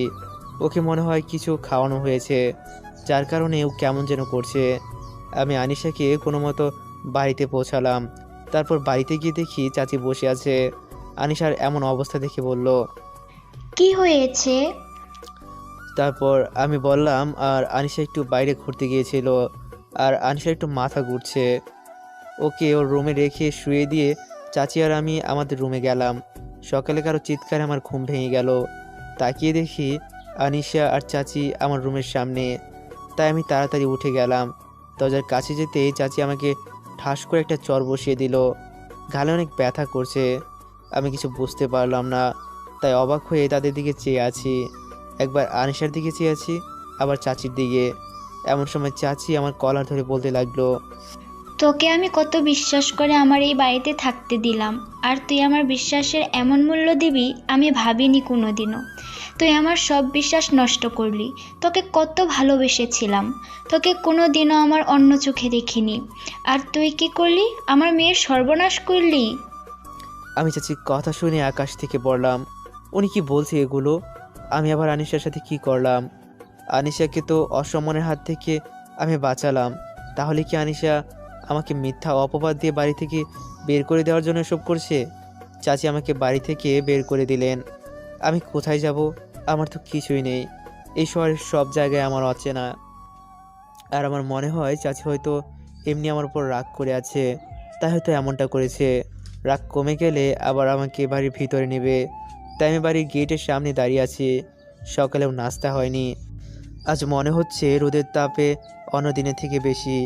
অনেকক্ষণ হলো দাঁড়িয়ে আছি, না কেউ আসছে না। তাই ভাবলাম একটু দেখে আসি ভিতরে কিছু হচ্ছে নাকি। যেই ভাবা সেই কাজ। বাড়ির ভিতরে ঢুকলাম। ঢুকতেই আনিশা আমাকে দেখে তার হাতে গ্লাস ছিল, আর সেটা আমার দিকে ছুঁড়ে দিল। আমি কিছু বোঝার আগে আমার কপালে লেগে কপাল কেটে গেল, আর সাথে সাথে রক্ত আমার জামা কাপড় ভিজে লাল হয়ে গেল। আমি অবাক দৃষ্টিতে আনিশার দিকে তাকিয়ে আছি, কারণ এই সেই মেয়ে যে আমাকে এত ভালোবাসতো। আমি না খেলে সে খেত না। আমি রাতে ঘুমালে মাঝে মাঝে আমার বুকে মাথা রেখে ঘুমাতো, আর আমার একটু কষ্টও দেখতে পারতো না। আমার জ্বর আসলে সারা রাত আমার পাশে বসে থাকতো, মাঝে মাঝে ঘুরতে নিয়ে যেত। এসব ভাবছি তখন আনিশা। আম্মু দেখো, ওই ছোট লোকের বাচ্চা আবার এসেছে। ছোট লোকের সাহস দেখো আম্মু, আমার এত বড় ক্ষতি করেও আমার সামনে কেমন করে তাকিয়ে আছে। কুত্তার বাচ্চাকে বাড়ি থেকে বের করে দাও।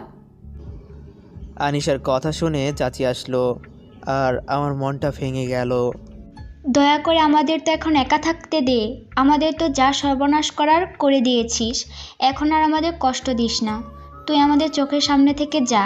তোর মতো ছোট লোক আর নিচু মনের মানুষকে আমি আর দেখতে চাই না। কিন্তু চাচি, আমার অপরাধটা। এটা বলার সাথে সাথে চাচি আমার গালে থাপ্পড় বসিয়ে দিল। আমি অবাক হয়ে চাচির দিকে তাকিয়ে আছি। এবার সত্যি অনেক কষ্ট। আমার বুকটা ফেটে গেল। আমি আর আমার চোখের পানিটা ধরে রাখতে পারলাম না। আমি কাঁদতে কাঁদতে চাচির পা ধরে বলতে লাগলাম, চাচি, আপনারা ছাড়া আমার কি আছে বলুন? আমি তো এই শহরে কিছুই চিনি না, আর আমি সত্যি অসহায়ের মতো হয়ে যাব। আমি আনিশার কোনো সর্বনাশ করিনি, তবু আপনারা না হয় ওর 2টা মাসে আমাকে থাকার সুযোগ দেন। কথা দিচ্ছি পরীক্ষাটা শেষ হলেই চলে যাব। আমাকে থাকতে দিন। সারাদিন না হয় একবেলা খাবার দিবেন, আমাকে বাড়ি থেকে বের করে দিন না। আমি শেষ পর্যন্ত আনিশার পাও ধরলাম, কিন্তু আমাকে থাকতে দিল না।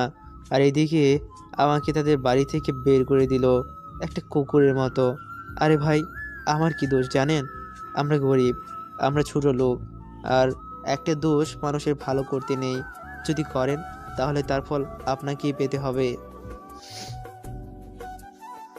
তাই আমিও পেলাম। আমার কি দোষ ছিল? আমি এখন কার কাছে যাব, কি করব? আমার যে মা বাবার স্বপ্নটা পূরণ করতে হবে, এসব ভাবছি আর হারছি। এমন সময় একটা বড় গাছের নিচে আসলাম, সেখানে হেলান দিয়ে বসলাম, আর সাথে সাথে বৃষ্টি শুরু হয়ে যায়। আজ অনেক কষ্ট হচ্ছে, নিজের ভালোবাসার মানুষটা আমাকে বিশ্বাস করতে পারলো না।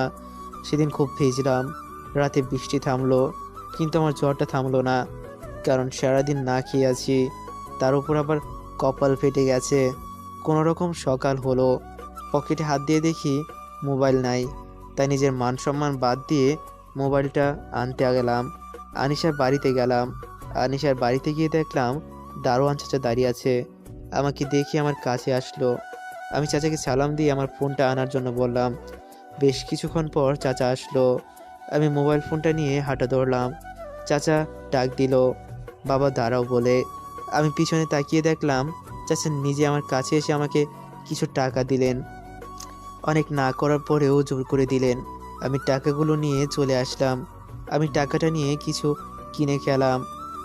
আমার গন্তব্য এখন ওই বড় গাছটার নিচে। আমি হাঁটছি, দূর থেকে মনে হচ্ছে ওইটা আনিশা। আমি দাঁড়িয়ে গেলাম। হ্যাঁ, ওটা আনিশাই। আনিশা ক্লিনিকের সামনে দাঁড়িয়ে আছে কেন? কিছু হয়েছে নাকি আনিশার? একটু গিয়ে দেখা করে আসবো নাকি? না থাক, কি মনে করবে আবার।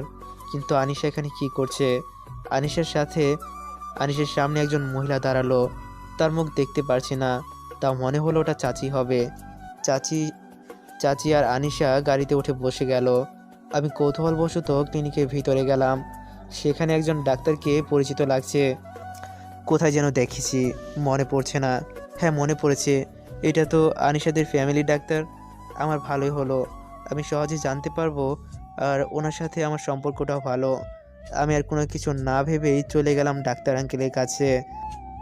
আমি সামনে এগোতে লাগলাম। ডাক্তার আঙ্কেল আমাকে দেখেই, আরে রাফি, কেমন আছো? তা কি মনে করে আমার এখানে? আসলে আঙ্কেল আমার একটা খুব জরুরি কাজ আছে। তা তোমাকে কিভাবে সাহায্য করতে পারি? আঙ্কেল, আপনি পারবেন আমাকে সাহায্য করতে? আচ্ছা বলো, কি জানতে চাও? আমি দেখলাম আনিশার চাচি আসছিল আপনার কাছে। চাচি কি অসুস্থ নাকি অন্য কোনো কারণে আসছিল আপনার কাছে? নাকি আনিশার কিছু হয়েছে? আঙ্কেল, কিছু হয়েছে কি? আসলে বাবা, কি বলবো তোমাকে আর কিভাবে বলবো সেটা বুঝতে পারছি না। আঙ্কেল, হেয়ালি না করে আমাকে সব কিছু বলেন। আসলে আনিশা মনে করছে তার সাথে কেউ জোর জবরদস্তি করেছে আর তার সতীত্ব নষ্ট করেছে, আর সেটা নাকি তুমি আর তোমার বন্ধু মিলে করেছো। আমি এই কথাটা শুনে মাথা নিচু করে আছি আর ভাবছি আমি কি করলাম আর আনিশা কি বলল। আমি আর কোনো কথা না বলেই সেখান থেকে চলে আসলাম। আমার মাথায় কিছু ঢুকছে না, কি করে কি হয়ে গেল। আমি আবার গাছের নিচে গিয়ে বসলাম আর ওসব কথাগুলো ভাবছি। সন্ধ্যা হয়ে গেছে, খুব ক্লান্ত, তাই চোখ একটু বন্ধ করেছিলাম। তখন কেউ আমার কাঁধে হাত দিল। আমি তাকিয়ে দেখি ঈশিতা। আমি তো অবাক হয়ে তাকিয়ে আছি তার দিকে। ও এখানে কি করে? পাঠকদের হয়তো মনে নেই, রংপুর থেকে ঢাকা আসলাম বাসে। পাশের সিটে ঈশিতা। তুমি এখানে কি করো আর এইভাবে শুয়ে আছো কেন? আর তোমার কপালে কি হয়েছে? এমনি, ও কিছু না। তা কি করো তুমি এখানে? আরে পাগল, আমার বাসার সামনেই তো তুমি আছো। তোমার কি হয়েছে বলো তো? আমাকে বন্ধু ভেবে বলতে পারো। তোমার চাচার বাসায় ওঠার কথা। কেন যেন ঈশিতাকে বিশ্বাস করতে ইচ্ছে করছে, তাই বলে দিলাম সব। দেখি ঈশিতা চোখে পানি। ঈশিতা আমার হাত ধরে টান দিল। আমি বসা থেকে উঠে দাঁড়ালাম। ঈশিতা আমাকে বলতে লাগলো, এখন তুমি আমার সাথে যাবা? আমি কোথায় যাব? তোমাকে কোনো কথা বলতে হবে না, আর আমার সাথে গেলেই হবে।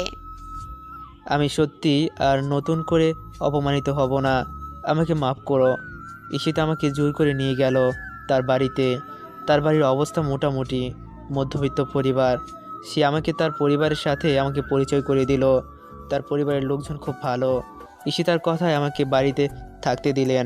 আমি ঈশিতাকে বললাম, ঈশিতা, আমার জন্য তোমাদের কষ্ট করা লাগবে না, তোমরা থাকো, আমি যাই। ঈশিতা আমার হাত ধরে বলল, সবাইকে আনিসের মতো মনে করো কেন? বন্ধুর বাড়িতে তো থাকাই যায় নাকি? আমি অনেক চিন্তা ভাবনা করলাম, যেভাবে হোক আমি পরীক্ষাটা দিব, তাই রাজি হলাম। ঈশিতা আমাকে একটা ঘর দেখিয়ে দিল আর বলল ফ্রেশ হয়ে আসতে। আমি ফ্রেশ হয়ে আসলাম। সবাই একসাথে রাতের খাবার খেলাম। ঈশিতার বাবা নেই, তার আম্মা আর একটা বড় ভাই আছে। উনি ব্যবসার কারণে বেশিরভাগ সময় বাইরে থাকেন। ঈশিতা তার ভাইয়ের রুমে আমার থাকার ব্যবস্থা করলো। আনিশাদের ওখান থেকে আসার সময় দারোয়ান চাচার হাতে একটা চিঠি দিয়ে এসেছিলাম আর বলেছিলাম পরীক্ষাটা শেষ হলে যেন আনিশাকে দেওয়া হয়। আর ওখানে আনিশাকে রিপিট করে ঠিক আছে, তার সতীর্থ ঠিক আছে, তারপরেও তার মনে কেন আক্ষেপ নেই। আমাকে তো তার বাড়ি ছাড়া করতে পেরেছে, কিন্তু চাচি তার ভুল বুঝতে পেরেছে। এখন কিছু করার নেই। ঈশিতা আর আমি একসাথে পড়তাম, তাই বইগুলো নিয়ে আমি আর ঈশিতা পড়তাম। পরীক্ষার কিছুদিন বাকি আছে। আমার আর ঈশিতার প্রস্তুতি ভালোই। আমরা সারাদিন একসাথে পড়াশোনা করতাম, গল্প করতাম, অনেক মজা করতাম। প্রথম পরীক্ষা, আমার আর ঈশিতার একই কলেজে পরীক্ষার সিট বসেছে। আমি পরীক্ষার রুমে ঢুকতেই দেখলাম আনিশার তার বান্ধবীরা সবাই গল্প করছে। আমি শুধু একবার দেখি আমার সিট খুঁজতে লাগলাম, আর ভাগ্যক্রমে আনিশার আগের সিটটাই আমার। আমি কোনো কথা না বলেই বসে গেলাম আমার সিটে। আমার কেমন যেন লাগছে, কেউ হয়তো আমার দিকে তাকিয়ে আছে। আমি সেদিকে লক্ষ্য না করেই পরীক্ষা দিতে বসলাম। স্যার আসলেন, পরীক্ষা শেষ করলাম, আমার ঈশিতা চলে আসলাম। তারপর গণিত পরীক্ষার সময় দেখলাম আনিশার চোখে পানি টলমল করছে। আমি বুঝতে পারছি তার কমন আসে নাই, তাই আমি এমনভাবে বসলাম যেন আনিশা আমার খাতা দেখতে পারে।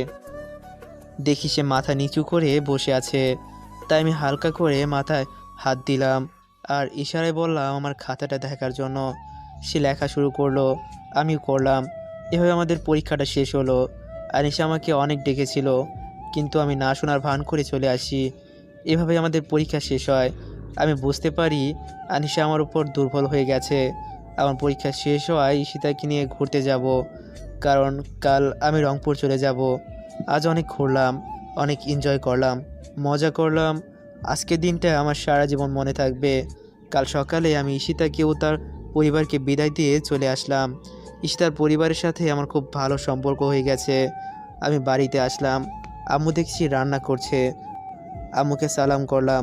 আম্মু আজ অনেক খুশি। আব্বুকে ফোন দিলাম, কিছুক্ষণের মধ্যে আব্বু আসলো।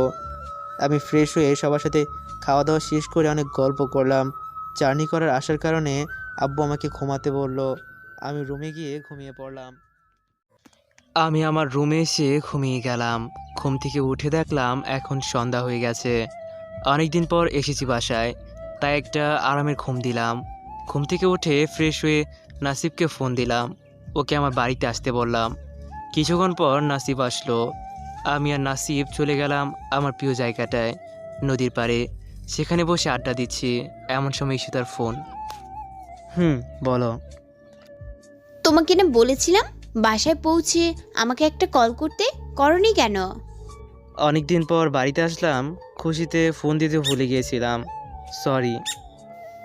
ওহ, একদিনে আমাকে ভুলে গেছো, ভালো লাগলো। তা কি করো এখন? রাগ করেছো? সরি বললাম তো। আমি আর আমার বন্ধু নদীর পাড়ে বসে আছি। তুমি? বন্ধু নাকি বান্ধবী? ফোনটা দাও তো তোমার বন্ধুকে। কথা না বাড়িয়ে দিয়ে দিলাম, কারণ ওর যা রাগ, কি না কি করে বসে, আর মুখ দিয়ে একবার যা বের করবে তা করে ছাড়বে। এক কথায় নাছর বান্দা। ঈশিতা এগুলো আমার আবার ভালো লাগে, আমার উপর জোর করে অধিকার খাটানোর চেষ্টা করে। আমি এটা বুঝি সে আমাকে অনেক ভালোবাসে। আমি তাকে পছন্দ করতে শুরু করি, তার কারণ আমি যেমন মনের মানুষ খুঁজছিলাম, ঈশিতা ঠিক তেমনই।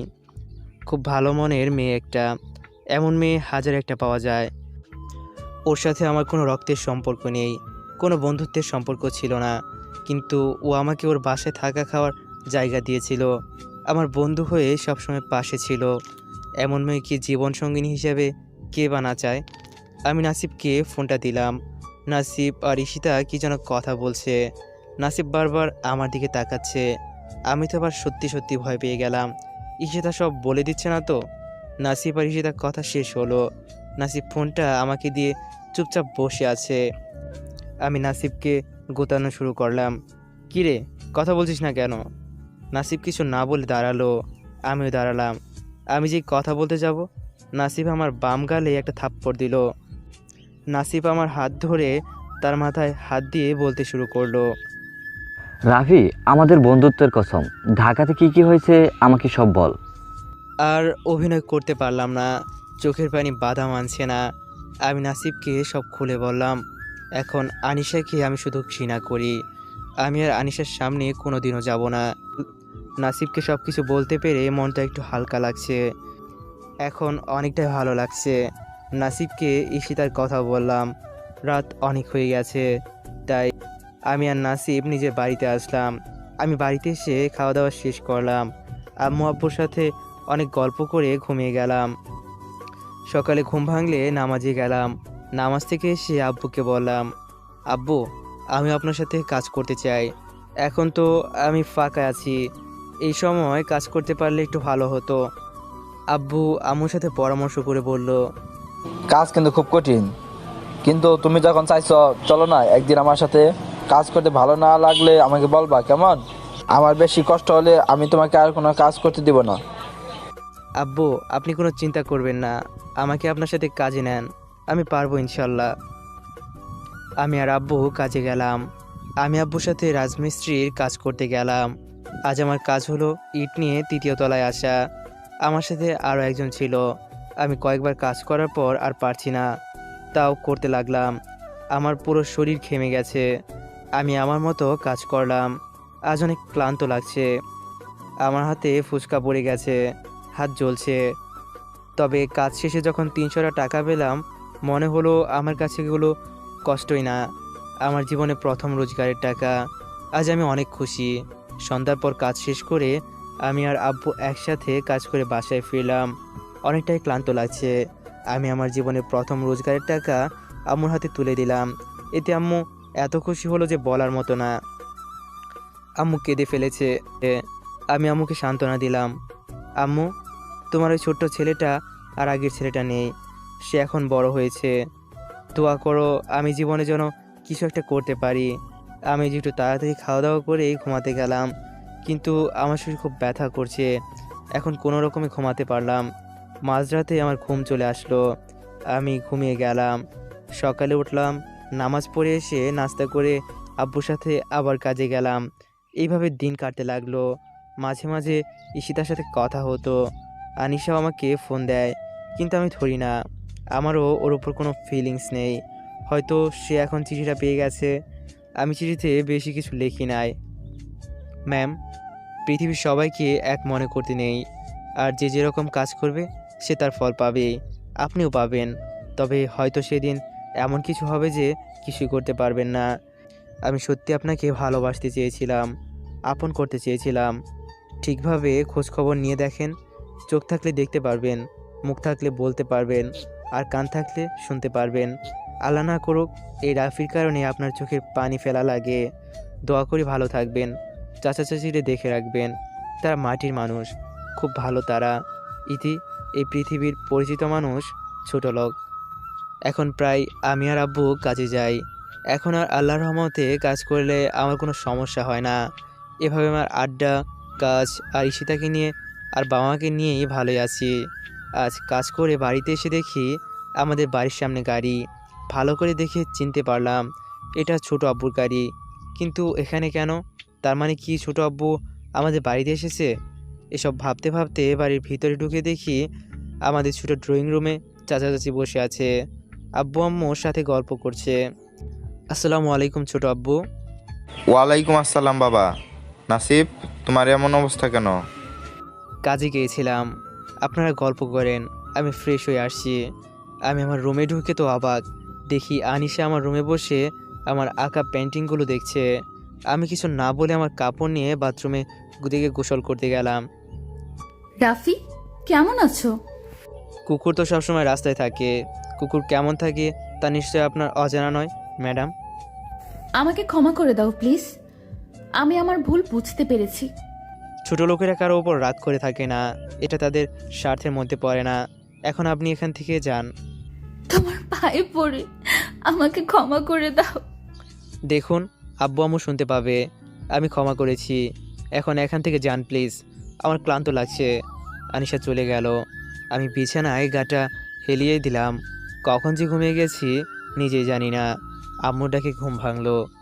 বাবা রাফি, খেতে আয়। যাচ্ছি। আম্মু শোনো।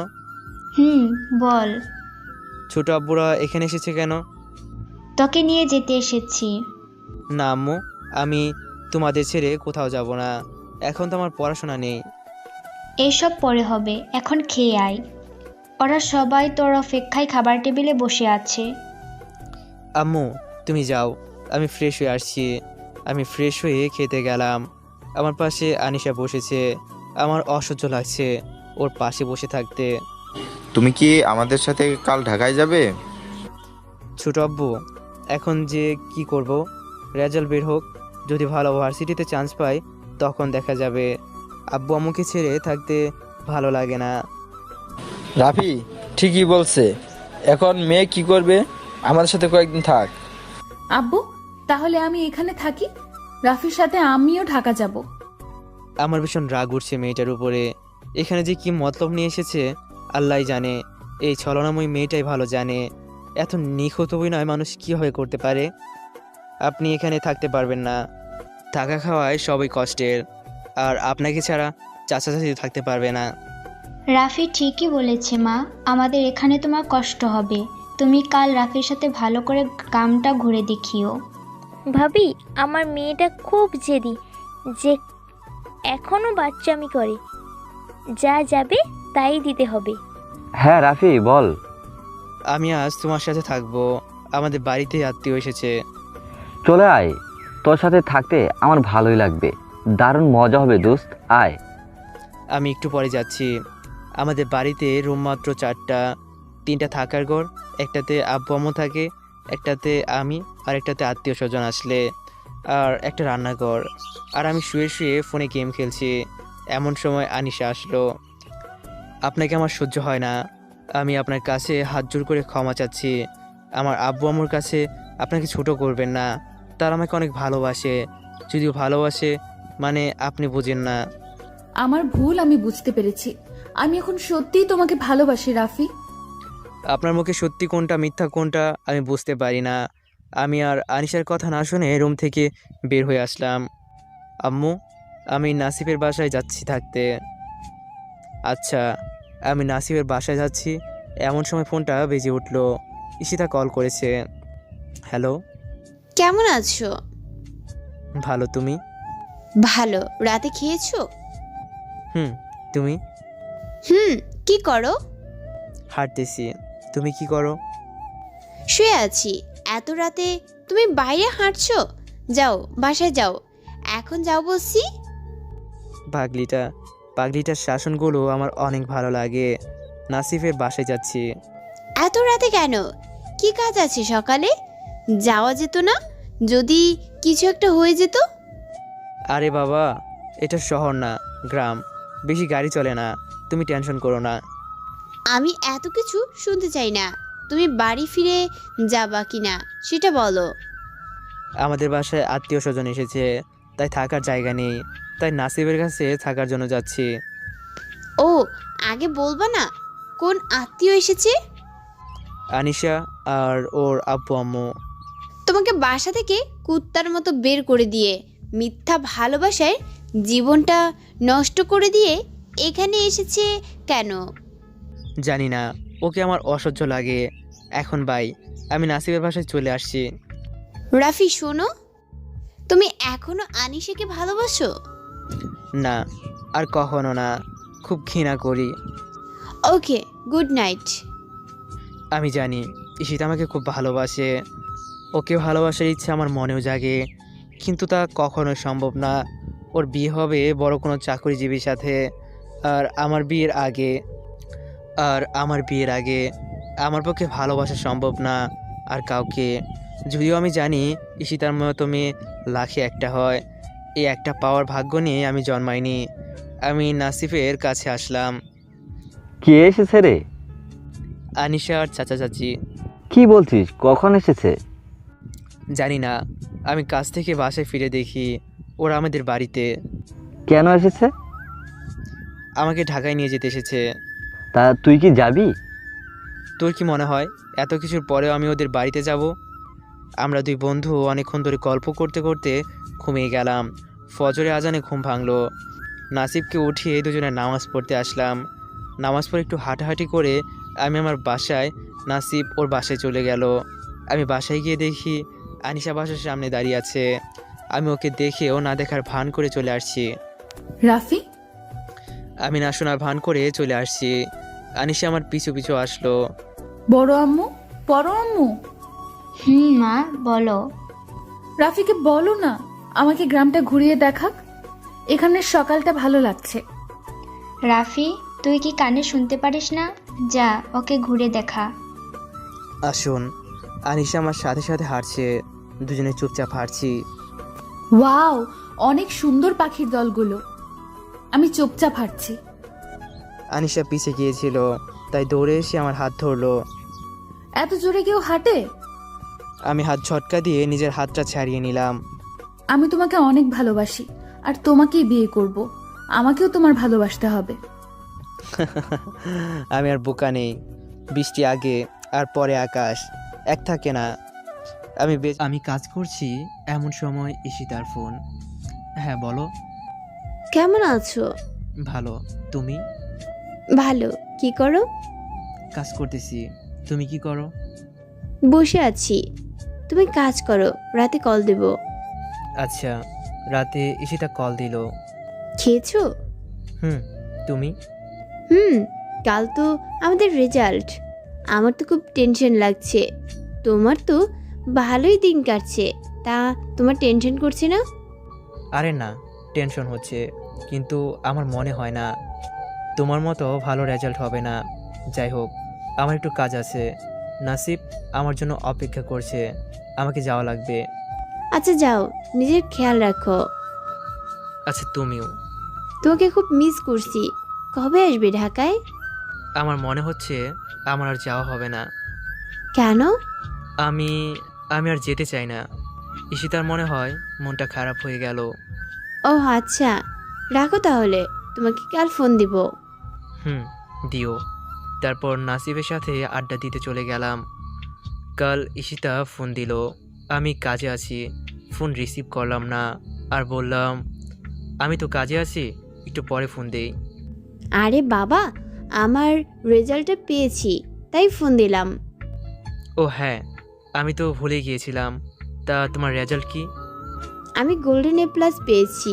তোমার খবর কি? আমারটা তো দেখা হয়নি, কিছু মনে না করলে আমারটা দেখে দিও। বলো। আর এতে কিছু মনে করার কি আছে? আচ্ছা, আমি তোমাকে আমার সব কিছু মেসেজ দিচ্ছি, তুমি আমাকে জানিও। আচ্ছা দাও।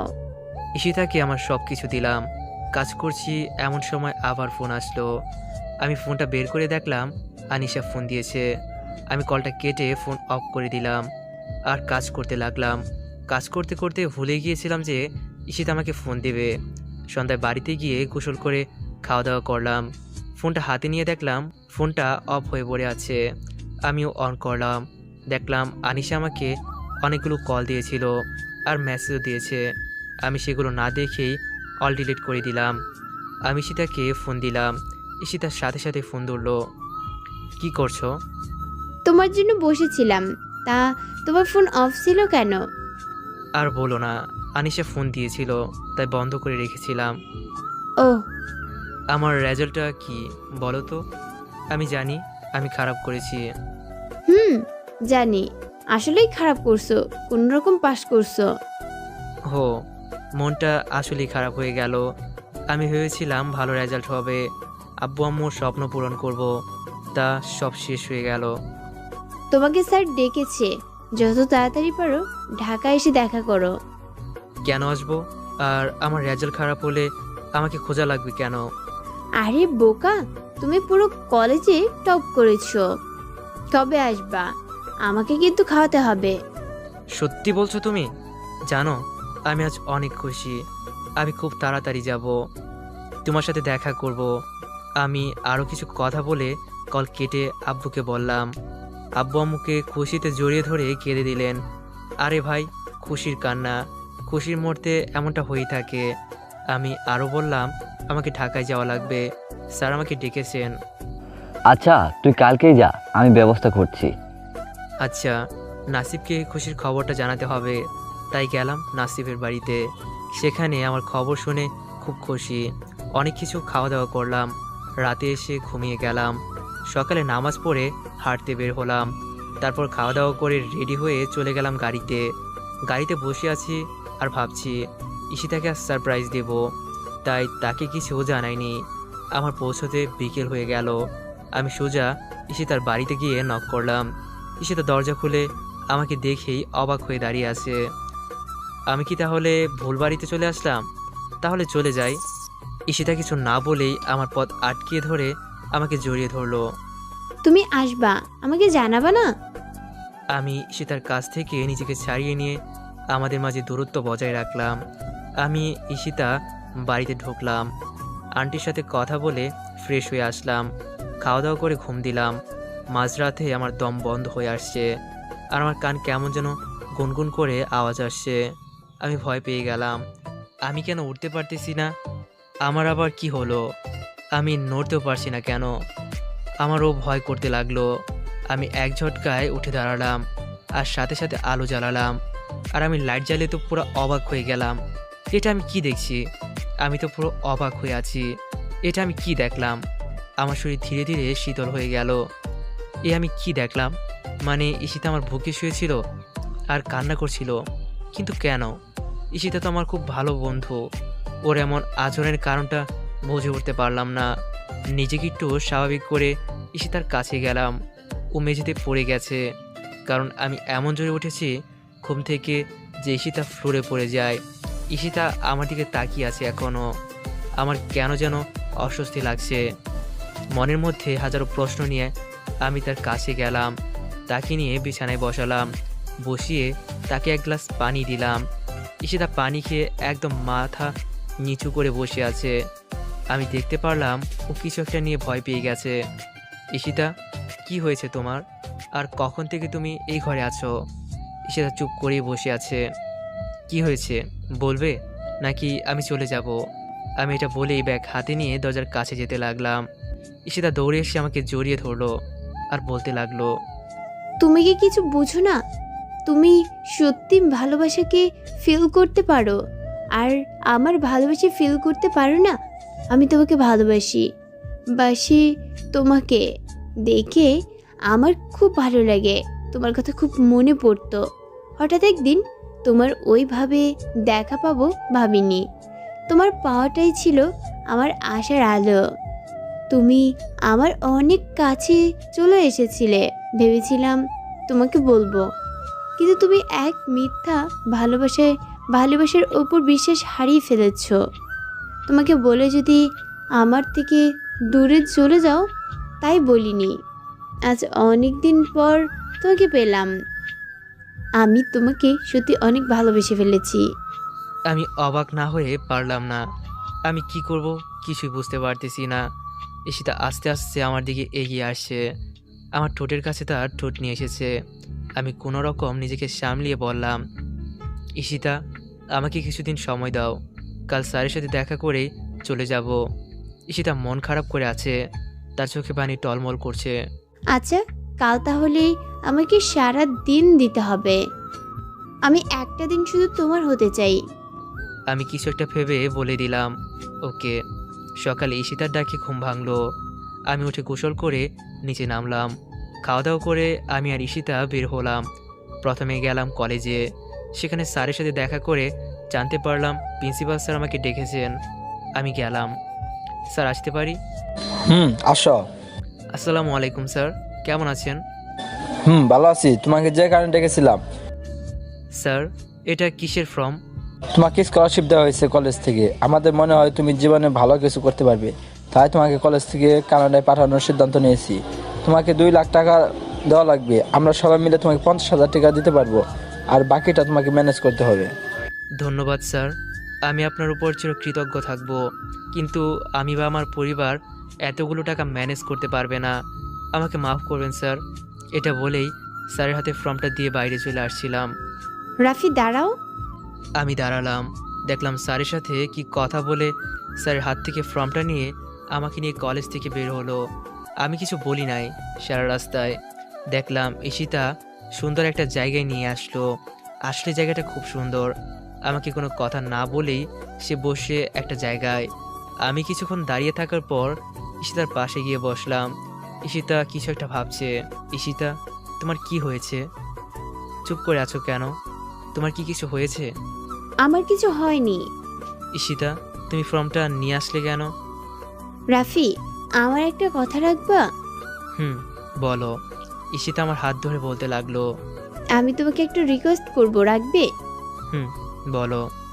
রাফি, তুই কানাডায় যাও পড়াশোনা করতে, আর ওখানে একবার যেতে পারলে পার্ট টাইম একটা জব করে তোমার চলার খরচ তুমি চালাতে পারবে। আর তোমার বাবা মার কথা তুমি একদম চিন্তা করো না। আমি তোমার মা বাবাকে আমার নিজের করে নিব। আর তুমি যতদিন না নিজের পড়াশোনা শেষ করে আসছো, আমি তোমার বাড়ি থেকে তোমার মা বাবাকে দেখব। সব ঠিক আছে, কিন্তু আমি এতগুলো টাকা কিভাবে অ্যারেঞ্জ করব? তোমাকে এগুলো নিয়ে চিন্তা করতে হবে না, আর আমি দেখি কি করা যায়। আমাকে ঈশিতা এখন দেশের বাইরে পাঠাবেই। আমি ঈশিতার জোরাজোরিতে রাজি হলাম। সন্ধ্যায় বাড়িতে গেলাম। ফ্রেশ হয়ে এসে আমার রুমে বসে আছি। এমন সময় ঈশিতা আসলো আমার রুমে। কি করছো? এই তো বসে আছি আর ভাবছি এতগুলো টাকা কোথায় পাবো। ঈশিতার হাতে কিসের যেন একটা বক্স ছিল, তা আমার দিকে বাড়িয়ে দিল। আমি দেখলাম কয়েকটা গহনা আছে। এগুলো কি ঈশিতা, আর আমাকে দেখাচ্ছ কেন? এগুলো আমার বিয়ের জন্য আম্মু আর ভাইয়া তৈরি করে দিয়েছিলেন, আর এগুলো আমি তোমাকে এগুলো দিলাম। এগুলো বিক্রি করলে আমার জানা মতে 1,00,000 টাকার মতো পাবে, আর বাকি টাকাটা ম্যানেজ হয়ে যাবে। তোমাকে এতগুলো চিন্তা করতে হবে না। ঈশিতা, তুমি এগুলো কি করছো? এগুলো নেওয়ার আমার পক্ষে সম্ভব না। আর তোমার একটা ভবিষ্যৎ আছে। আমি এতটাও স্বার্থপর হতে পারবো না। আর তুমি আমার জন্য এগুলো কেন করছো? রাফি, আমি তোমাকে ভালোবাসি, আর আমার সব কিছু তোমার। আমি জানি তুমি আমাকে ভালোবাসো না, কিন্তু আমার ভালোবাসার জন্য না হয় আমাকে এগুলো করতে দাও। আমাকে মানা করো না প্লিজ। এগুলো বলেই কান্না করতে করতে চলে গেল। আমি তার চলে যাওয়ার দেখলাম আর ভাবতে লাগলাম, একটা মেয়ে এতটা কীভাবে ভালোবাসতে পারে। আমি ঈশিতাকে না পেলে হয়তো আমি বুঝতেই পারতাম না ভালোবাসা কী জিনিস। তুমি সত্যি আমার জীবনে একটা অমূল্য রতন। আমি তোমাকে হারাতে পারবো না। আমি আমার সব কিছু দিয়ে তোমার ভালোবাসার মান রাখবো। ঈশিতা, আমিও না তোমাকে অনেক ভালোবেসে ফেলেছি। এগুলো ভাবতে ভাবতে কখন যে ঘুমিয়ে গেছি মনেই নেই। রাতে মনে হলো আবার কেউ আমার বুকে শুয়ে আছে। আমি জানি এটা কে, তাই আর উঠলাম না। দেখি পাগলিটা কি করে। আমি যে তোমাকে আমার থেকেও বেশি ভালোবাসি, সেটা কি তুমি বোঝো না? জানি বিদেশ গিয়ে আমাকে ভুলে যাবে, ওখানে তো অনেক সুন্দর সুন্দর মেয়ে দেখবা, আমাকে ভুলে যাবে। আমি বাবা তোমাকে ছাড়া থাকতে পারবো না। আমি তোমাকে এত ভালোবাসি, আর ভালোবাসার মনটা একটু রেখো। ঠিক মতো পড়াশোনা করে দেশে ফিরে এসো। কথা দিচ্ছি তোমার সামনে আমি আর কোনো দিনও আসবো না, কিন্তু তুমি যেদিন দেশে ফিরে আসবা আমি তোমাকে না হয় দূর থেকে দেখব। ঈশিতা জানে না আমি ওর সব কথা শুনছি। আমি ঈশিতাকে জড়িয়ে ধরলাম। আমার পাগলিটা কি আমাকে এত ভালোবাসে, আর আমি আমার পাগলিটাকে ভালোবাসতে পারবো না? আমি তোমাকে ভালোবাসি ঈশিতা। ঈশিতা আবার সত্যি লজ্জা পেয়ে বলল। তুমি ঘুমাওনি, বজ্জাত ছেলে। এটা বলেই দিল বুকের মাঝে কিল দিয়ে এক দৌড়। আর আমি বসে হাসতে লাগলাম। আমাকে সত্যিই খুব ভালোবাসে।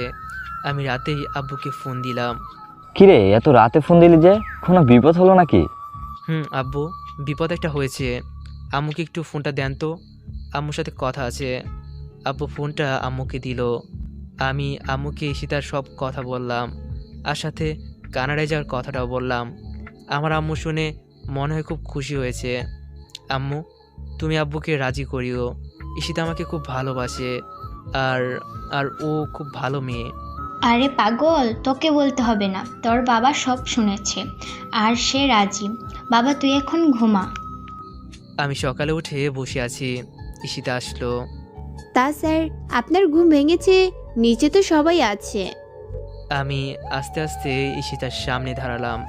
ঈশিতাকে শক্ত করে জড়িয়ে ধরে বললাম, আমি তোমার কথা আমার আম্মুকে বলেছি, আর তোমাকে দেখতে চেয়েছে। তুমি কি আমার বউ হবে? আমার হাত ধরে বুড়ি হবে? তোমার গাল চামড়া ছুলে পড়বে, তুমি বলতে গিয়ে তুমি বলবে, কিন্তু ভালোবাসাটা এখনকার মতোই থাকবে, অনুভূতিগুলো সব টাটকা থাকবে। আর যেমনটা আছে, আমার বাবুর আম্মু হবে। জানি না। এটা বলে মুখ থেকে লজ্জা পেয়ে হাসতে হাসতে চলে গেল। আমি চলে গেলাম। সকালে নাস্তা করে রুমে আসলাম। এরই মাঝে ঈশিতার সাথে একটা কথা হয়নি, তাকে দেখতে খুব ইচ্ছে করছে। ঈশিতা আমার রুমে এসে বলতে লাগলো, তোমার ফর্মটা পূরণ করেছো? না গো, হয় একটু করে দাও না। আমি পারবো না। আমি কি তোমার বিয়ে করা বউ নাকি? এখন আমার বউ না, তবে আমার হবু বউ। এটা বলেই পিছন থেকে জড়িয়ে ধরলাম। ঈশিতা লজ্জায় লাল হয়ে গেল। আমি আর ঈশিতা একসাথে ফর্মটা পূরণ করে কলেজে গেলাম। ফর্মটা জমা দিয়ে গয়নাগুলো বিক্রি করলাম, বাড়িতে আসলাম। আমার এখন কিছু ভালো লাগছে না। ঈশিতা আসলো আমার রুমে এসেই কাঁদতে লাগলো আর বলল, আমাকে তুমি ভুলে যাবে না তো? তোমাকে খুব ভালোবাসি আমি। আমি ঈশিতাকে জড়িয়ে ধরে বলতে লাগলাম, আমার জন্য দোয়া করো, যেন আমি তাড়াতাড়ি পড়াশোনা শেষ করে ভালো একটা চাকরি করতে পারি। আর তোমাকে যেন আমি পৃথিবীতে না, আখিরাতেও যেন তোমাকেই পাই। আজ আমার মনটা খারাপ, সব কাজ হয়ে গেছে। 1 সপ্তাহ পর আমার ফ্লাইট। আমি ঈশিতাকে ছাড়া কি হয়ে থাকবো? আব্বু আম্মু আমাদের সম্পর্কটা মেনে নিয়েছে। দেখতে দেখতে আমাদের ফ্লাইটের টাইম হয়ে গেল। এয়ারপোর্টে আব্বু আম্মু ঈশিতা আর তার মা সবাই এসেছে। আমার খুব কান্না করতে ইচ্ছে করছে। সবাইকে বিদায় দিয়ে আসছিলাম। পিছনে গিয়ে ঈশিতার কাছে ওকে জড়িয়ে ধরলাম আর কান্না করতে লাগলাম। আমার কান্না দেখে সেও কান্না করতে লাগলো। টাইম হলো, বিমানে গিয়ে বসলাম। আমার চোখ দিয়ে পানি পড়া শুরু করছে, পানি যেন থামছে না। আমি কানাডার এয়ারপোর্টে পৌঁছালাম আর দেখলাম আমাদের কলেজের নাম আর আমার নাম নিয়ে একজন দাঁড়িয়ে আছে। আমি গেলাম, আমার পরিচয় দিলাম। আমাকে নিয়ে গেল তার গাড়ির কাছে। গাড়িতে বসলাম। প্রায় 50 মিনিট পর আমাকে একটা বাড়ির কাছে নিয়ে নামিয়ে দিল। বুঝলাম এখানে আমার থাকার ব্যবস্থা করা হয়েছে। আমি ভিতরে গিয়ে দেখলাম অনেক সুন্দর একটা ঘর। আমি ফ্রেশ হয়ে আব্বু আম্মুর সাথে কথা বললাম। আর কথা বলা শেষে ঈশিতাকে ফোন দিলাম, আরও ওর সাথে অনেক কথা বললাম। এভাবে প্রতিদিন আমার কথা হয়, আব্বু আম্মুর সাথে কথা হয়। আমি এখানে একটা জব করি, কাজ করে যে টাকা পাই সব দেশে পাঠিয়ে দেই। আর কলেজ থেকে আমাকে যে টাকা দেয় সেগুলো দিয়ে আমি কোনো রকম হয়ে যাই। আজ 4 বছর পর দেশে ফিরছি। কাল আমার সব পরীক্ষা শেষ হলো, ফ্লাইটে গিয়ে বসলাম। আর 4 বছর আগের কথাগুলো ভাবছি। আমি এখন আর আগের মতো নেই। আমাকে কেউ ছোটো লোক বলতে পারবে না। আমাকে কেউ এখন আর বলবে না তুই ছোটো লোকের বাচ্চা। কেউ আর আমাকে এখন বলবে না। কেউ অপমান করার সাহস পাবে না, কারণ আমার গায়ে ছোটো লোক কথাটা মিশে ফেলেছি। এখন আমি নিজের যোগ্যতায় নিজের পায়ে দাঁড়িয়েছি। ভাগ্যিস আমার সাথে ঈশিতার দেখা হয়েছিল।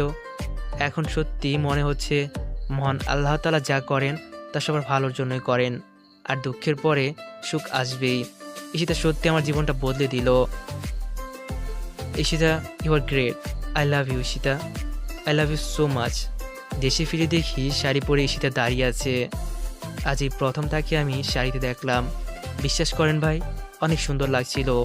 হঠাৎ মনে হলো কেউ আমাকে ধাক্কা দিচ্ছে। তাকিয়ে দেখে আব্বু। লজ্জায় মাথা নিচু হয়ে গেল। সেদিন আমার আর ঈশিতার বিয়ে হয়ে গেল। আরে ভালো কথা, আমার পরিবার আর ঈশিতার পরিবার একসাথে থাকি। ঈশিতার কাছে আমি সারা জীবন কৃতজ্ঞ থাকব, আমার জীবন বদলে দেওয়ার জন্য, আমার পরিচয় থেকে ছোটলোক পরিচয়টা সারা জীবনের মতো মুছে দেওয়ার জন্য। আজকের গল্পটি এখানে সমাপ্ত। হয়তো এর পরবর্তীতে এর সিজন 2 আপলোড করা হতে পারে। তো সিজন 2 যদি আপলোড করা হয় তা সবার আগে শোনার জন্য আমাদের চ্যানেলটি সাবস্ক্রাইব করে সাথে থাকবেন আর বেল আইকনটি বাজাতে ভুলবেন না।